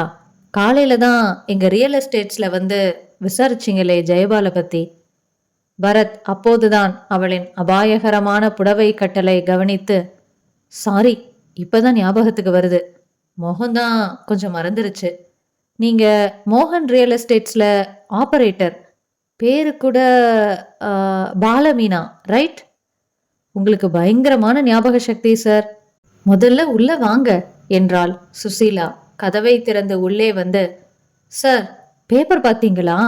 ஜெயபால யாரோ கொலை செஞ்சுட்டாங்க. இதை சொல்லத்தான் வந்தீங்களா? தெரியும், உட்காருங்க. அது இல்ல சார், காலையில நீங்க விசாரிச்சப்போ கொலை பண்ணிட்டாங்கன்னு சொல்லவே இல்லை. அப்ப ஜெயபால் சாகலையே, சாரி, செத்தது தெரியலையே. சரி, தெரிஞ்சிருந்து சொல்லியிருந்தா என்ன பண்ணிருப்பீங்க? சொல்லலாமா வேண்டாமான்னு தயங்கிக்கிட்டு இருந்த அந்த விஷயத்த சொல்லியிருப்பேன் சார். எப்படி? என்ன விஷயம் அது? 13ஆம் தேதி ஈவினிங் 4 மணிக்கு அவருக்கு ஒரு ஃபோன் வந்துச்சு. உடனே பெர்மிஷன் போட்டுட்டு புறப்பட்டாருன்னு சொன்னேன் இல்லையா? ஆமா. மாடியில இருந்த அவருக்கு நான் கனெக்ஷன் கொடுத்துட்டு பொழுது போகாம ஒட்டு கேட்டேன் என் ஃபோன்ல. பேசுனது ஒரு ஆம்பளை. என்ன சொன்னா தெரியுமா? நீங்க தான் சொல்லணும். ஜெயபால், நீ கல்யாணம் பண்ணிக்க போற பொண்ணு ஏற்கனவே என்னை காதலிச்சா. நாங்க எல்லாத்தையும் அனுபவிச்சிட்டோம். என்கிட்ட ஆதாரங்கள் இருக்கு. நீ உடனே புறப்பட்டு ராயப்பேட்டையில செல்வா காலனிக்கு பக்கத்துல காந்தி பூங்கா இருக்கு. அங்க வந்து எனக்காக காத்துரு. உன்னை எனக்கு தெரியும். 9 மணிக்குள்ள வந்துருவேன். முன்னாடியே கூட வருவேன். அதனால உடனே அங்க வா. எனக்காக காத்துரு. நானே வந்து பேசுறேன். வராம மட்டும் இருந்துராத. இதான் சார் சொன்னான். உடனே ஜெயபால் புறப்பட்டு போயிட்டாரு. பேப்பர்ல கொலைன்னு பார்த்ததும் இது முக்கியமான தகவல் ஆயிருச்சு. போலீஸ்க்கு போக தயக்கமா இருந்தது. அதான் உங்ககிட்ட சொல்ல வந்தேன். பரத் அவளை துருவி விசாரித்து விட்டு அனுப்பியதும், என்ன பரத், எனக்கு தலைய பிச்சுக்கலாமான்னு இருக்கு. ஒரே குழப்பம். சரி, எனக்கு குழப்பம் லேசா விலகின மாதிரி இருக்கு. வா, சொல்றேன். எங்க? முதல்ல ஜெயபால் வீட்டுக்கு. அலெக்ஸ போய் பார்க்கணும். ஊர்ல இருந்து அவன் திரும்பி வந்திருந்தா? எதுவும் புரியல எனக்கு. சுசி, குற்றம் நடந்த சமயம் ஆனந்த் சோமசுந்தரத்தோட சுத்திக்கிட்டு இருந்தது நிரூபணம் ஆயிருச்சு. சீனிவாசன் தன்னோட காதலி லீலாவோட பீச்சில் இருந்ததையும் விசாரிச்சாச்சு. இந்த அலெக்ஸ் பையன் ட்ரெயின்ல புறப்பட்டு முன்கூட்டியே மெட்ராஸ் வந்து சாமர்த்திய வேலைகளை செஞ்சு ஜெயபாலை கொன்னுட்டு பஸ்ல வந்ததால லேட்டா ரூமுக்கு வந்திருக்கான். இது என்னோட யூகம். ஏன் கொன்னா, எப்படி கொன்னா அப்படிங்கிறதெல்லாம் இப்ப சொல்ல முடியாது. வா. ஒரே நிமிஷம், ட்ரெஸ் மாத்திட்டு வந்துடுறேன். ஓகே, சீக்கிரம் சுசி, ஹரி அப். பரத் பிரீமியர் பத்மினியை 70 கிலோமீட்டர் வேகத்தில் விரட்டினான். புரசைவாக்கம் ஜெயபாலின் வீட்டிற்கு வந்தபோது மணி 7 தாண்டி இருக்க வீட்டினுள்ளே வெளிச்சம் தெரிந்தது.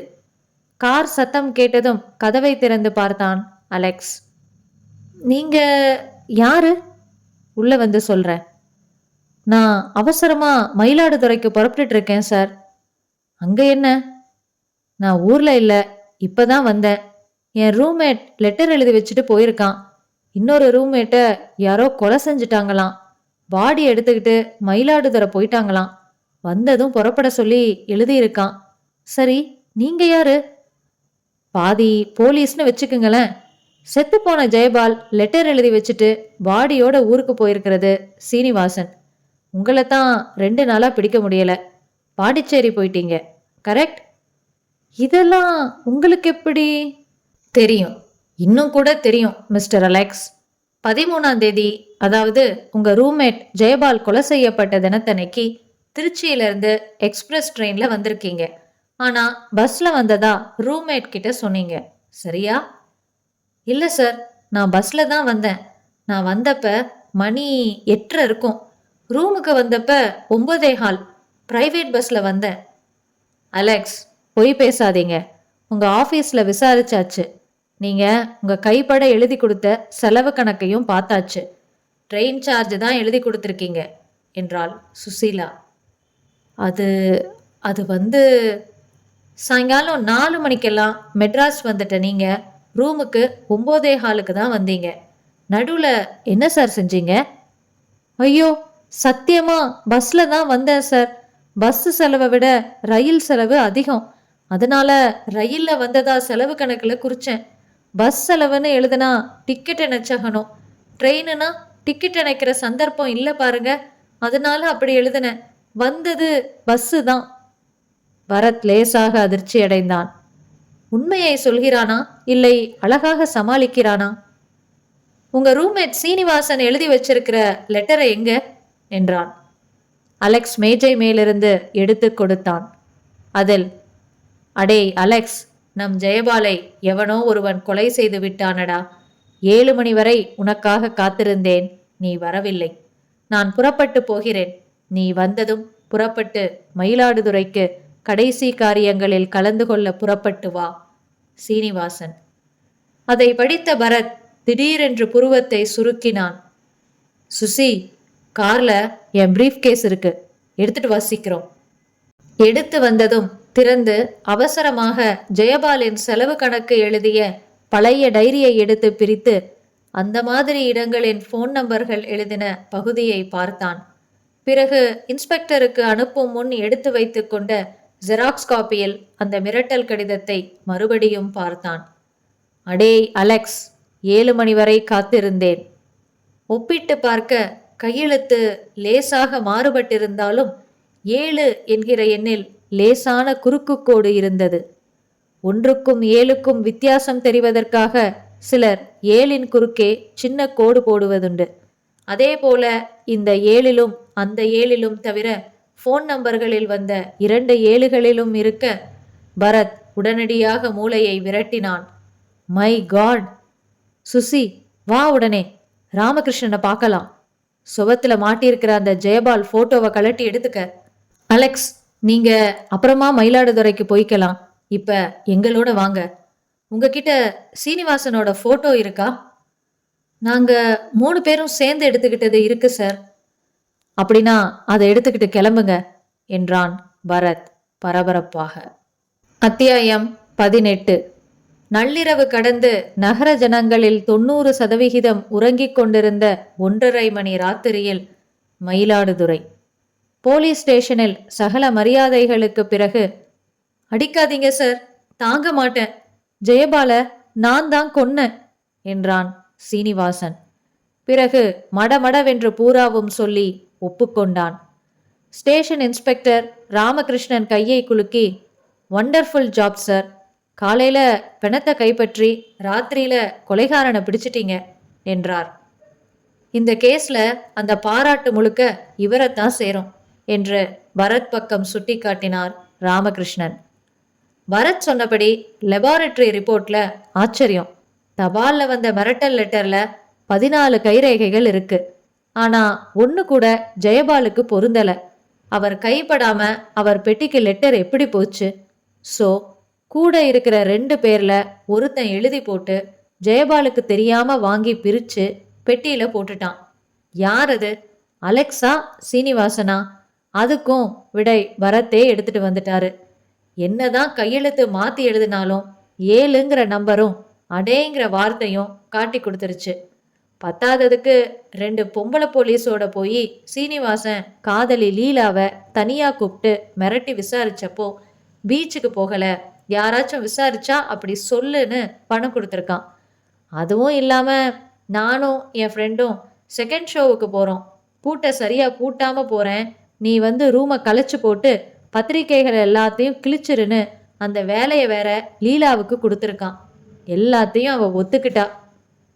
ஆனாலும் சீனிவாசனுக்கு பயங்கரமான மைண்டு சார். நிச்சயமா யாரோ செவத்த பொண்ணோட பார்த்ததா கதை விடுறான்.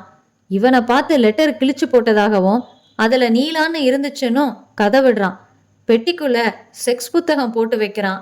ஜெயபாலுக்கு ஃபோன் பண்ணி ஒரு பொய்ய சொல்லி 5 மணிலேருந்து 9 மணி வரைக்கும் காந்தி பூங்கால வெயிட் பண்ண சொல்லிட்டு இவன் மீசை ஒட்டிக்கிட்டு கண்ணாடி போட்டுக்கிட்டு ஜெயபாலோட சட்டைய போட்டுக்கிட்டு அவனோட சூட்கேஸையும் எடுத்துக்கிட்டு ரூமை அவன் பேர்ல அவன் அட்ரஸ் போட்டு போலீஸை திசை திருப்ப ராஜான்னு இல்லாத நபரை உருவாக்கி, மை காட், இது போதாதுன்னு ஜெயபால் போலவே அப்பாயின்மெண்ட் வாங்கி டாக்டரை பார்த்து ஸ்வர்ணான்னு ஒருத்திய வரவழைச்சு அவகிட்டையும் ஜெயபால் ஜெயபாலுன்னே நம்ப வச்சு அப்புறம் பூங்காவுக்கு போய் கைத்தை போட்டு இறுக்கி கொன்னுட்டு பக்கத்து குப்பமலைக்குள்ள திணிச்சு வச்சுட்டு பெணத்து பேண்ட் பாக்கெட்ல ஹோட்டல் ரூம் சாவியையும் வச்சுட்டு கூலா ரூமுக்கு திரும்பிட்டான். எவ்வளோ முன்னேற்பாடுகள் பாருங்க. நல்ல நபரை லேடிஸ் வீக்னஸ் உள்ளவன்னு போலீஸ் நம்புறதுக்காக இவ்வளவு செஞ்சவன் இந்த 7ங்கிற நம்பர் விஷயத்துல கவனமா இருந்திருக்கலாம். பாவம் சார், அவன் என்ன செய்வான்? இந்த சனி பெயர்ச்சியில அவன் ராசிக்கு அந்த 7.5 நாட்டு சனி வந்துட்டுதோ என்னவோ என்று சிரித்தான் பரத். இறுதி அத்தியாயம். காரில் ஊர் திரும்புகையில் சுசீலா கேட்டாள், அப்படின்னா லீலா, சீனிவாசன் எல்லாம் ஒரே கும்பலா? ஆமா, அதுல என்ன சந்தேகம்? ஆனாலும் கொலைக்கு காரணம் ஸ்ட்ராங்கா இல்லையேன்னு படுது பரத். ஏன் இல்ல? என் தொழில்ல நீ மண்ணை அள்ளி போட்டா உன்னை நான் சும்மா விட்டுட முடியுமா சுசி? லீலாவும் சரி, சீனிவாசனும் சரி, பேருக்கு தான் ஆளுக்கு ஒரு தொழில் செஞ்சாங்களே தவிர உண்மையான தொழில் அது இல்லையே. பணக்கார பையனை காதலிச்சு கல்யாணம் செஞ்சு சமயம் பார்த்து தீத்துட்டு பணத்தோட கிளம்பிட வேண்டியது. இது லீலாவோட தொழில். பணக்கார பொண்ணை காதல்ல வளைச்சு போட்டு நகைகள்லாம் எடுத்துக்கிட்டு வா ஓடிரலான்னு சொல்லி அதுபடி அவ வர்றப்போ நகைகளை வாங்கிக்கிட்டு அவளை கொன்னுட வேண்டியது. இது சீனிவாசனோட தொழில். சென்னை இவங்க திட்டத்துல 4வது ஊர். இங்க தன்னோட திட்டப்படி ஒருத்திய மடக்கி அவளோட நகைகளோட ட்ரெயின்ல புறப்படுற சமயம் நம்ம ஜெயபால் 2 பேரையும் ஏன் பார்த்து தொலையணும்? ஏன் 2 பேருக்கும் அட்வைஸ் பண்ணணும்? இது தப்புன்னு ஜெயபால் சீனிவாசனை கடுமையா கண்டிச்சதோட இல்லாம அந்த பொண்ணை நகைகளோட பத்திரமா அவங்க வீட்லையும் கொண்டு போய் விட்டுட்டு அவங்க அப்பா அம்மா கிட்டையும் சொல்லிட்டு வந்தா இவனுக்கு கோபம் வராதா? அந்த பெண்ணுக்கு 10 நாள்ல அவசரமா கல்யாணம் பண்ணிட்டாங்க. நம்ம திட்டத்தை கெடுத்தானே பாவின்னு சீனிவாசன் கோபமாகி தீத்திடுறதுன்னு தீர்மானிச்சிருக்கான். That's all. புல்லாத பையன். பொம்பளைங்களை தெய்வமா மதிக்கணும்னு புத்தி சொன்ன ஜெயபால ஒரு பொம்பளை பொறுக்கின்னு எல்லாரையும் நம்ப வச்சு தீக்கணும்னு மனசுல பெரிய சபதமே எடுத்திருக்கான் என்று இருவரும் பேசிக்கொண்டே இருட்டை ரசித்துக்கொண்டு காரில் சென்றார்கள்.